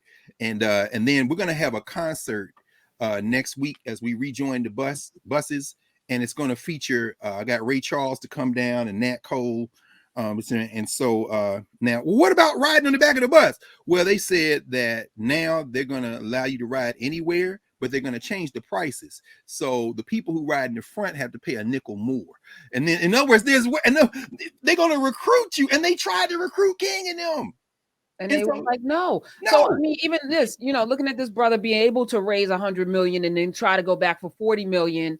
And I'm like, we're sitting here and you inspired. This is an inspiration that, again, came from in class when you talked about Carter G. Woodson. Yes. And I'm like, okay, so I'm committed for the next 20 years to build this. And I'm committed to be right here with you. Which means, it's going to take 20 years to get it to where it is a system that is on automatic, where it's going to just churn out the things that need to happen. But you have to build the house, the foundation, all of that has to settle. Right. We have to have the right materials. We have to build with the right people. And so if it takes 20 years, it takes 20 years. I'm not going out to get a single dime from anybody outside of these spaces. This is because, Quibi got what, $1 billion, and it was here today. And Quibi, where is it? Where is it? Ozzy, 100 million, couldn't get your last 40 million because you couldn't deliver the actual factual goods. Well, let me ask you about that though, because that was the thing that fascinated me. I mean, again, the Axel Springer in 2014 gave them millions. There was an investment group, including LionTree and iHeartMedia, that gave him 35 more million. Then, which is why I said Darren Walker, the black man. Darren Walker now is over the Ford Foundation, and Elizabeth Alexander, the academic and poet, is over the Mellon Foundation. The Ford Foundation gave Oxy money because they said they needed black supported media and black fronted media, which is black dude and this Indian guy. So in other words, he had the capital. That's what allowed him to go hire like 75 people. They got a headquarters out in California. They do all this work. That's allowed him to go and pay these people. I'm sure he paid these people to interview them. And the things they're saying, Bill Gates was in there, for example. I'm sure, like you said, he wasn't paid, because what they're saying is, you have decided that this guy, Carlos Watson, is going to be the face, and we're going to curate him as one of y'all leaders. This is curation. And I'm sorry, it's no different than if you're in mass commercial facing media. This ain't picking on no individuals. Put whoever's name you want, your black person writing in the papers, talking on TV. They were curated. You've been vetted. We allow you. Now, that person has an agenda. Again, this ain't an attack on them. They think if I can get in here, I can say a few things. You can gauge what they say and who is curated by them. You can gauge how scared the social structure is that it is on the verge of being transformed. Now, I know I shared this before, and I'm gonna share it again. When I was being groomed, to use a word that's being used a lot. When Make them connections. I did my pilot with CNN, and I was on there every week with Paula Zahn, and they had a pilot, and they were going to launch this HLN channel with Nancy Grayson, Glenn Beck, Aaron Hunter. I did a pilot that was amazing.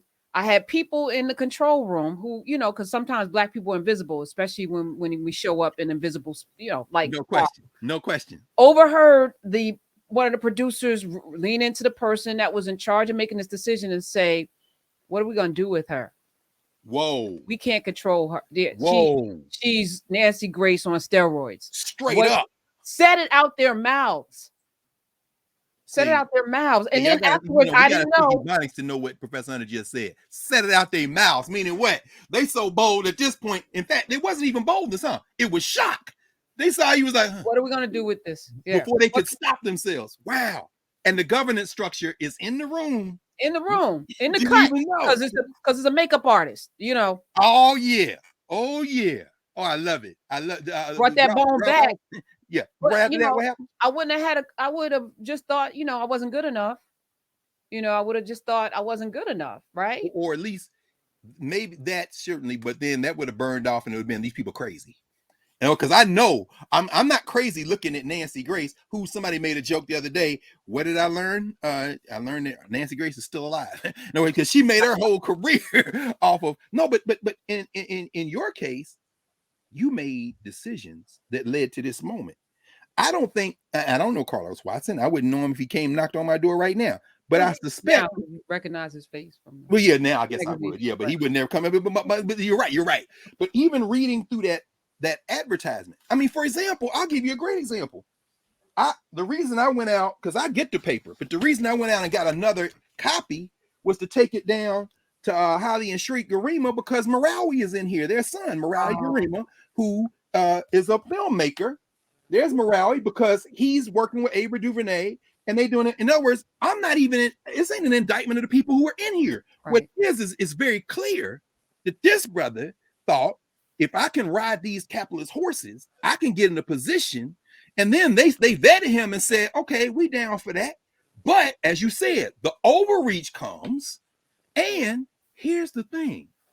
That ain't no money, y'all. We've been talking about billionaires. We've been talking about, I said, it ain't the number. It's capitalism. Meaning what? They bet on him. Didn't work out. So they closed him out. And to do it, this is today's New York Times. Today's New York Times. Oxy Media closes as advertisers and Silicon Valley investors flee. And Caddy left too. Caddy got the hell out. Everybody leaving. Now, the interesting thing is the article that was the front page article that triggered this earlier this week, the brother, Darren Walker at the Ford Foundation, defended him. In other words, this thing done changed in 5 days. He done came off the NPR board. But here's the thing, Professor Hunt, help me with this. I love this. This is what we talking about. This is class. Help me with this one here. This article right here was co-written by Ben Smith and Katie Robertson. The one earlier this week was written by Ben Smith. You know, Ben Smith was the editor-in-chief of BuzzFeed before he worked for the New York Times. Right. And then in the article he wrote earlier this week, he's in there saying, the guy, Carlos, said it's unethical for me to write this because I was involved in merger talks. Why? Oxy was going to buy BuzzFeed. Then he goes on later, Ben Smith, in that first article and says, he interviewed people in full disclosure, including me. And then he goes on to say, the New York Times policy is that I cannot write fully on BuzzFeed until I divest myself of my stock in BuzzFeed, the company that I left last year. Which means what? I'm reading. You didn't divest your stock. In other words, they used a guy they brought from the made-up world to kneecap a guy who they decided, you went left, you had the boy come on, it wasn't his voice, he's going through whatever. Okay, Watson, you're gone. We'll find another Negro. Why? Because we got them. We're filthy with them now. We done pumped them up in the New York Times. We done pumped them up on MSNBC and CNN. And I don't care what their agenda is. I don't care if they think like Jay-Z think they can flip it from the inside. This is capitalism. It's winners and losers. And so what killed me, well, anyway, I'm not going to get into the details of that article, but what we're doing, there is a history of it. This Booker Washington is not these guys. Because while Washington was taking the money from Carnegie and all the rest of them, he's also trying to build an independent place.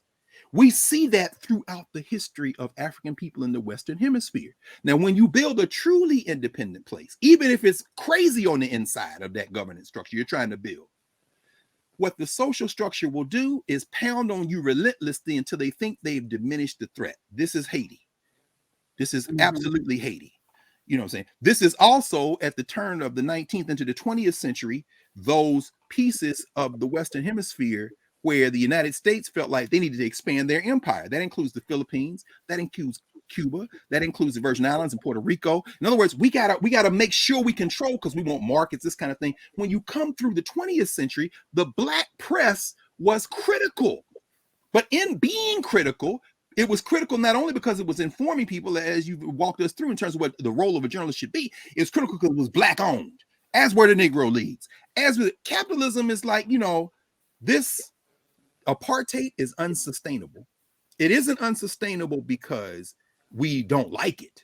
We can live with it. We've shown you that. After the Civil War, we sold out them 4 million African people in the South, told the South base, y'all do what y'all want long as business. We can do business. That was what the end of Reconstruction. We know we can live with it. In fact, the Germans have come here. Hitler, read the book Hitler's American Model. The South Africans have come here. Jan Smuts and them. They said, how do we maintain? Okay, come read, race laws, this kind of thing. So we can live with it.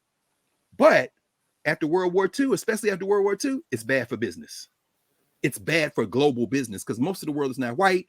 We want markets everywhere. We want to be partners with some of these bourgeoisies we're developing in these coming out former colonies becoming client states. We want to make sure we can expand. So they shut down legal apartheid in the United States. And who is they?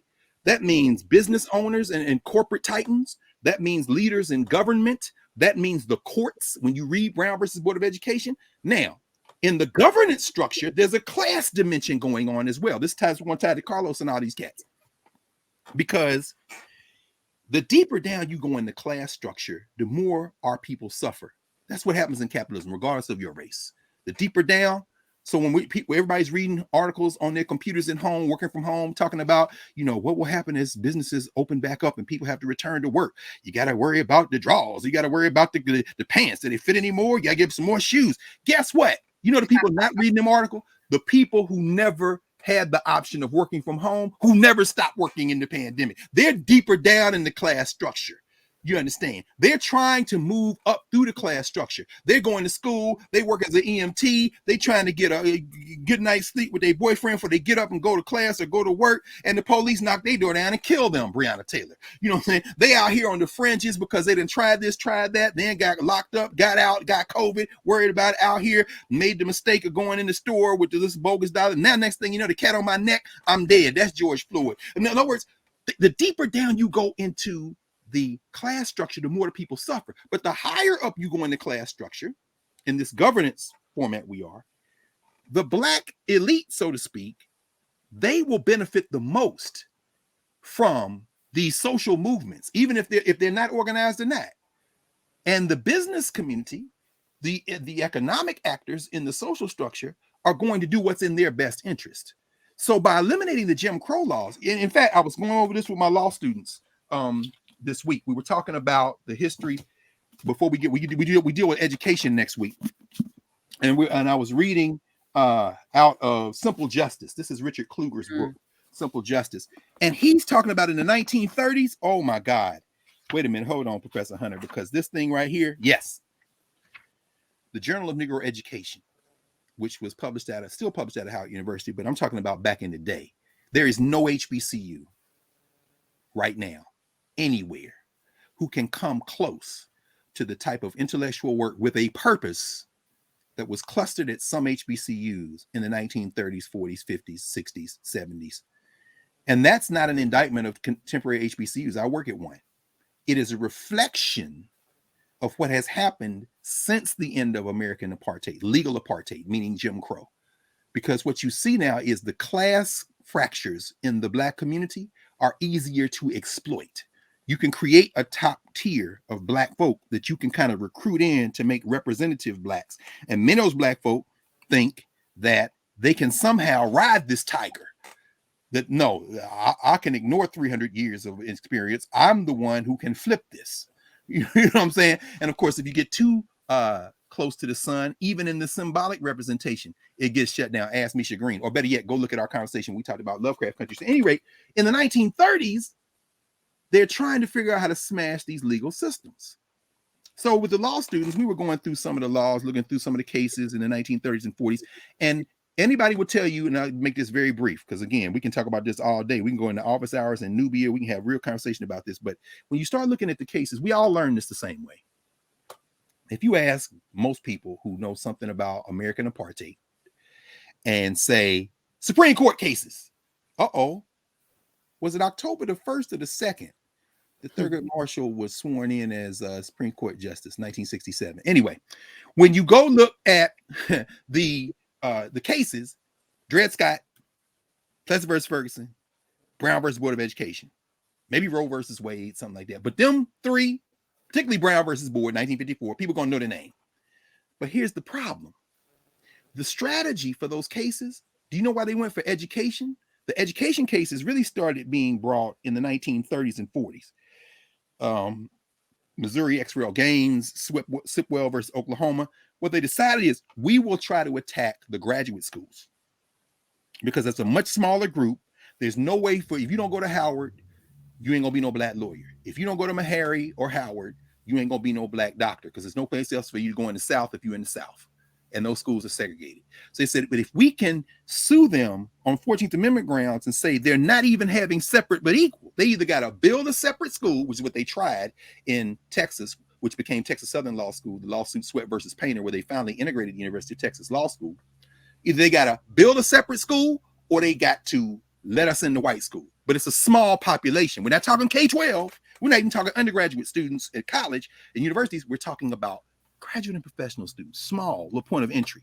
That's going to benefit the Black elite. Not that it shouldn't happen, but watch this fight in the pages of the Journal of Negro Education, because it says Negro Education, but the editor, Charles Thompson out of Mississippi, he said, see, they got rid of Du Bois at the NAACP. He was too strong on this stuff. So they pushed him out. Charles Thompson says, I'll take the ball. In fact, let me see here. Let me see if I can.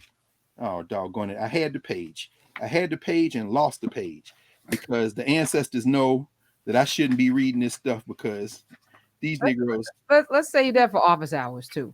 Well, I mean, the reason that I really did want to quote this, though, only because, you know why? Because the language is so powerful. That's too bad. Du Bois was writing from, oh yeah. This is the money. Oh yeah, let me not. You know what I'm gonna do? I'm not even gonna. Yeah, that's interesting. I'm not even going to. I'm not gonna quote him directly. I'll just use the phrase he was going to use. He uses in here. They start arguing. They have a special issue called "Should the Negro Have Separate Schools?" In fact, if you give me 15 seconds, I gotta find this. Let me go to 160. All right, while you doing that, let me play this because he just yes. Okay. While you doing that, I'm just gonna play some music. Here it is. I got it. Okay. But go ahead. Okay. Go ahead. No. Whose birthday is it? No. Go ahead. I was gonna play. I'm gonna play it on the way out. Okay. Let me do this right quick. Du Bois writes, weighing in from Atlanta, because once they run him out of NAACP, he goes back to HBCU. As an academic, he spent over 20 years as an academic. He only taught at two schools, and they were both HBCUs, Atlanta University and Wilberforce. So Du Bois weighed in from Atlanta. This is the early 30s. Journal of Negro Education started in 1932.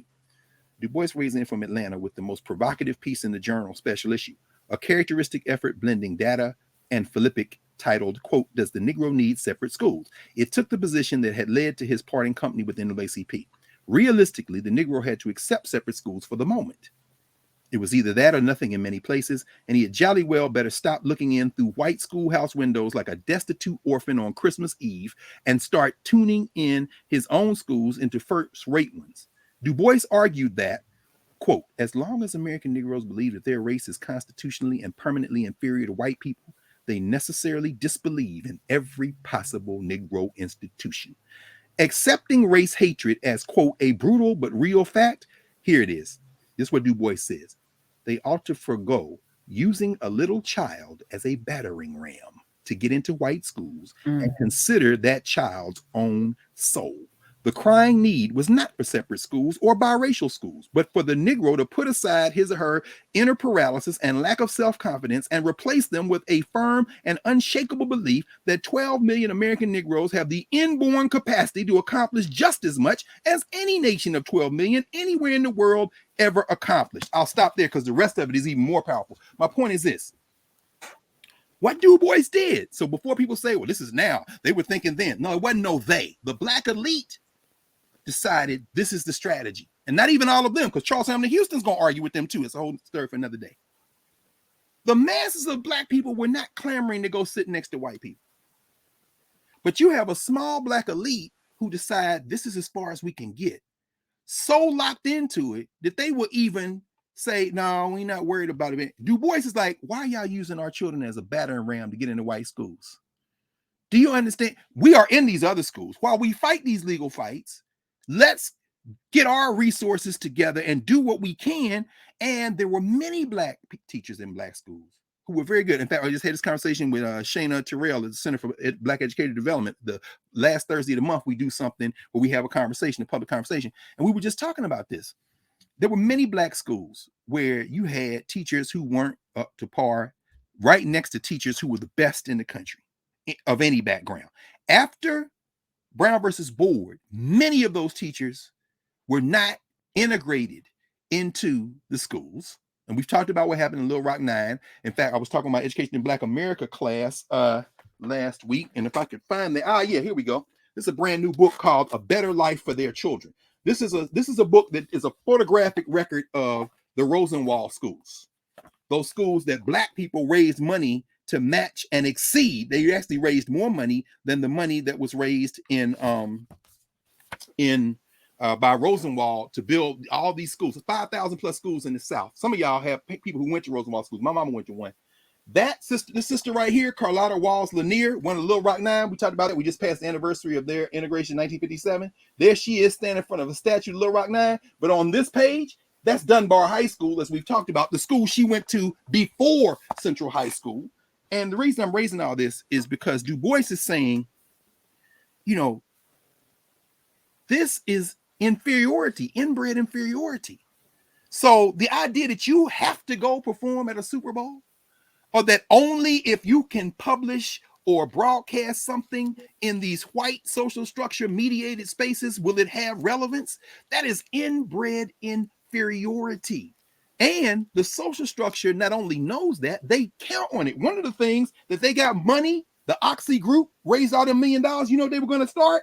They were going to start, hold on, let me see, can I find the ad right quick? Because this thing blew my mind. It didn't blow my mind, actually. It just made me laugh. Here we go. They were going to have the Ozzy Fest, October 16, 17, presented by TikTok Music Plus Ideas Festival. And you know what they're going to get? They were going to give it. In fact, let me just give you the numbers. This is what Ozzy did.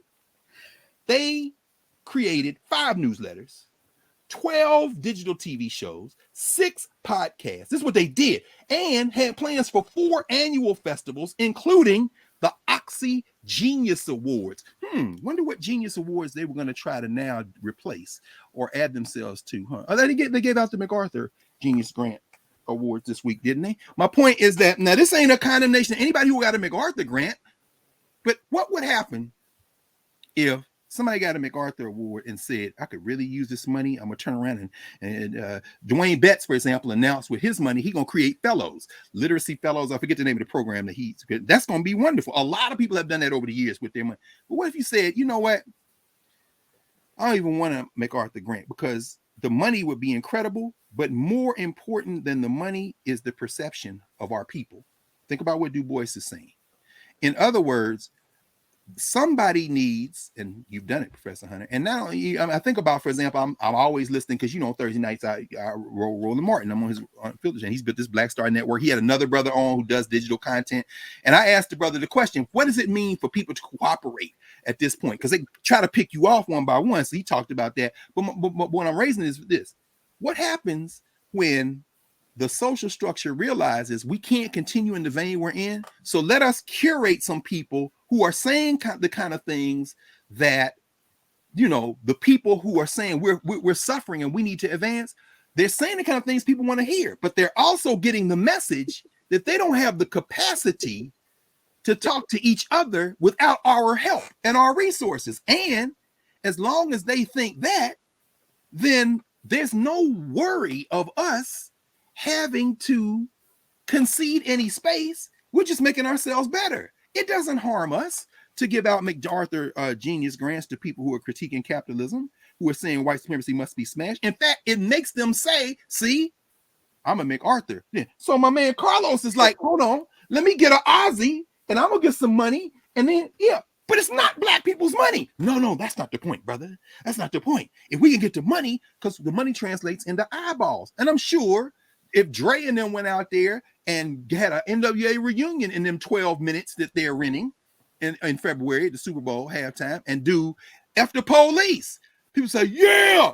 I saw a man throw a damn Molotov cocktail and turn a backflip and do a dance at last year's. That shit right there ain't gonna change nothing. You know what put Jerry Jones on his knees? The idea that you Negroes was gonna turn away. Do you know why right now the Deion Sanders story at Jackson State is cute? Because it's one person. Now Eddie George then gone to Tennessee State, my alma mater. Okay, that's cute.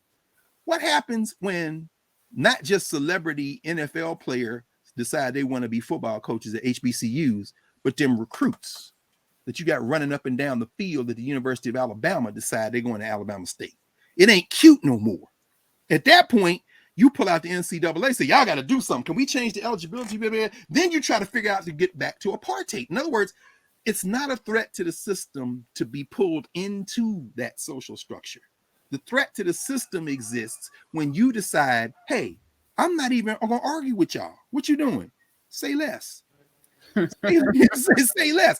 But as we know with the YouTube algorithms, and this is a conversation that this brother was having with Rome the other night, because, he on Facebook, he said he got 3 million people on Facebook, and it was like several hundred people watching, and they had investigated, and they found out they changed the algorithm on Facebook. In other words, too many people watching. I have no doubt that happens to us, except now we got narrative, now we got Nubia, and in my fantasy, everybody would link up, but we know that the governance structure is not one people, taking us all the way back to where we started.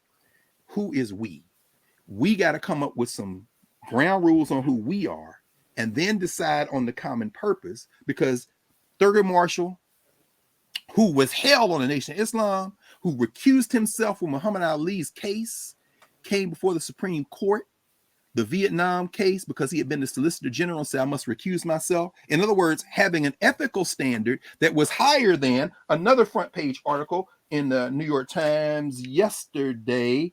Was it the Wall Street Journal? Maybe it's the Washington Post, where all these damn, let me see, can I find it? Can't find it.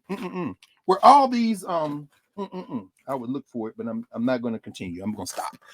Where all these federal judges, did you see that? All these federal judges did not recuse themselves when companies that they had stock in came before them, and now they got to go back and disclose. And so all these companies can refile if they didn't like the outcome. It's Marshall recused himself when Ali came, but it wasn't just the ethical thing to do by the standards of the legal community. He also didn't like Ali's stance, and he didn't like the Nation of Islam. And he coordinated with the federal government and the FBI when they were surveilling Martin Luther King. In other words, inside the governance structure, you got cleavages and cracks. So when we say we have to understand, people think they're doing the best thing for black people, might have never been in a conversation with anybody outside their particular social class. And when I'm reading this Ozzy, this ad, this slick glossy ad with the best new thing that they shut down like he never existed, and used a guy who was at BuzzFeed, now working for the New York Times, to do it. When I'm reading this, I'm reading about people who I know, some of the people I know in that magazine. absolutely have the best interests at heart. But you can't beat this system at its game. It is its game. This is not, in fact, in that regard, it's not chess or checkers. It's white supremacy, bruh. It's white supremacy and it's racial capitalism, neoliberal racial capitalism. And I'll say with this last thing, this is the last thing I'll say. What we do here, and there was a lot more I wanted to talk about, but we can do that in office hours because we got to talk about this legislation. We got to talk about Tim Scott. There's a whole lot of other things we can talk about in the Nubia side. But, you know, what I was about to say is that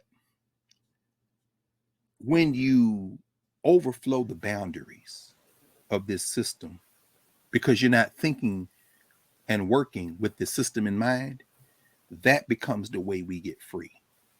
And in a moment when these major white schools are making money by the billions and turning around and pulling up the ladder and narrowing the educational offerings in ways that are cutting off people, students, faculty, contingent faculty, people like that.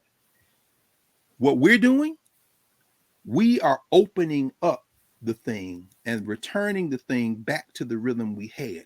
Everyone should be educated. It is one of the ways we get free. As Bob Moses did with the Algebra Project, everyone should be invited into this and find out that this is only a mystery because people had an investment in keeping it a mystery to you. And when they come for us to recruit us, when they come for us to try to knock us down, and then when they come and realizing that they can't do either one, they begin to try to ignore us. We make tactical decisions at each of those key points with this in mind, because we have a place to stand thanks to you. We have a governance structure thanks to you. And although you're not alone, no, you're not alone. The fact that you are, that we are, means that the others who are, and we're not always going to agree. But that's the beautiful thing about the governance structure. We can have conversations, but if we have them from our bases, now we're building something that can not only withstand assault, but will build a better world, even for the people who think that we're doing something that's going to hurt them. This will help everybody. So I want to thank you. And we need all voices, right? We need all kinds of voices. We need all kinds of voices with this similar goal. Yes. Right? Because not one person has all the answers, which is why I came in earlier and said to you, I love the team that we have because, we don't all see things the same way. And that's super important. Yes. I don't agree with you. I don't agree with you on everything. Who agrees with anybody on everything? Nobody. But we don't agree with ourselves. Right. We have to be open enough and nimble enough to be able to okay, but is it inching us towards this goal?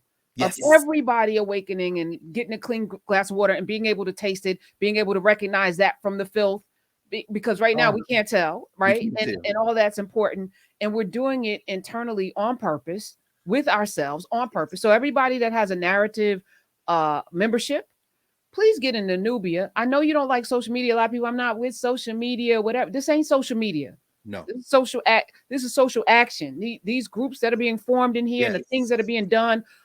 Being able to communicate with people of like minds or at least like purpose, and being able to bang up against all of that is life to me, life changing. Oh, it's like I love it. Already. It's overflowed. I saw somebody posted they were through Calabash the other day.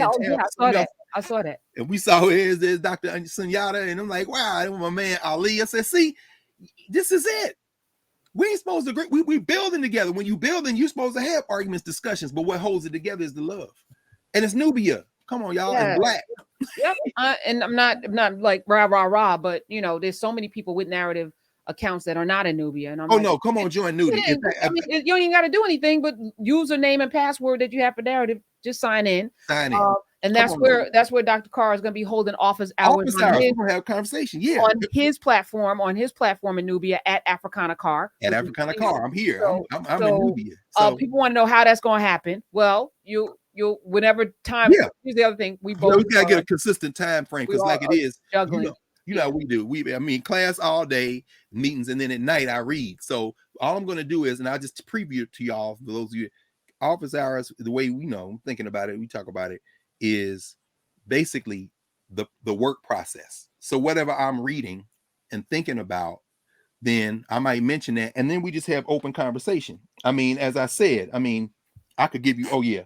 Like right now, my Black Aesthetics class, I'm rereading this book, Henry John Giral and Margaret Thompson Giral, Gelede. Gelede is art and female power among the Yoruba. Because we talked about the Yoruba people this week. And the reason I'm reading this is rereading part of it. Some of it I had never read, but I'm getting a chance to read it. Gelede is like the dress, ceremonial ritual dress that these Africans would create for certain rituals. In fact, pause. I'm sorry, sis. See, the ancestors are blocking her name, so I won't even say it, but I'm going to ask other ancestors to get them to unblock the name. I understand why y'all don't want me to say her name, but I'm going to say it. Lizzo. Thank you. Appreciate that. Lizzo gave a TED talk. I saw that. On twerking, and then she said, well, twerking came from West Africa. Yeah, that booty movement came from West Africa, but sis, what you don't have yet enough information to understand is that those moves meant something very different in those contexts. You go back and look at our conversation on WAP. It helped us with this. Let me just say, Lizzo also just talked about at Central Park that Central Park was Seneca Falls. It was a village, Seneca Village. Yes, the 1800s, all Black, thriving community that got bulldozered, to create Central Park with eminent domain. She had the dates off. I think people are trying. No, she's growing. I give her full credit. I give her full credit. What I'm saying, the social structure curates people like that instead of the experts. They want the celebrities to be, and I'm not saying no. Get the wrong history. No, exactly. What you're supposed to do at that point, say, I know y'all all looking at me, so let me bring my sister here, who is a teacher about this, and I'm going to stand next to her so y'all keep. In fact, the two of us going to talk. That's what you should do, because you're not Paul Robeson yet. You're not Essie Robeson yet. In other words, you're not Nina Simone yet, although you are clearly making strides. And this is why I want to read this. Gelede says, this is the book. Gelede is a primary expression of Yoruba belief that women possess extraordinary power equal to or even greater than that of the gods and ancestors, which can be beneficent or destructive. Because next week we talking about Vodun. So I'm saying, but the reason I'm bringing this up is because you're right, Lizzo, but you don't know how right you are and for what purposes. When you've got that kind of power, and this isn't about body positivity, all that body positivity conversation and fat shame and all that's great conversation for the social structure. Right. And it wouldn't matter if we had our together. And that's the point. In the governance structure, we never had that kind of body positivity. But the point is that, in fact, I'll give you a very quick example. This is a 30-second example. Because again, office hours, we're going to talk about some of this stuff. I'm thinking through this stuff, and it'd be good to have conversations because there's a lot of people who know about this already. Which is the other reason why you should be in Nubia, because you cannot get to office hours. No. Except through Nubia, where he's going to go live on the live and then drop it, and then we go and we have conversation. Right. No, yeah, but the only reason I was going to say was I remember being in a rites of passage one time, and I'm sitting talking with an elder, a sister, and she said, one of the functions of the rites, once you get to a certain age and they separate the women and the men, the young women, to my early teens, adolescents, bring them back for the ritual. One of the rituals we would perform these dances, and the young sisters would come and do these dances, and the young brothers would be sitting there. And the idea is that the community would observe these young brothers as they watch these women doing these dances. If any young man got an erection, we said this young man has not yet learned how to balance his emotions.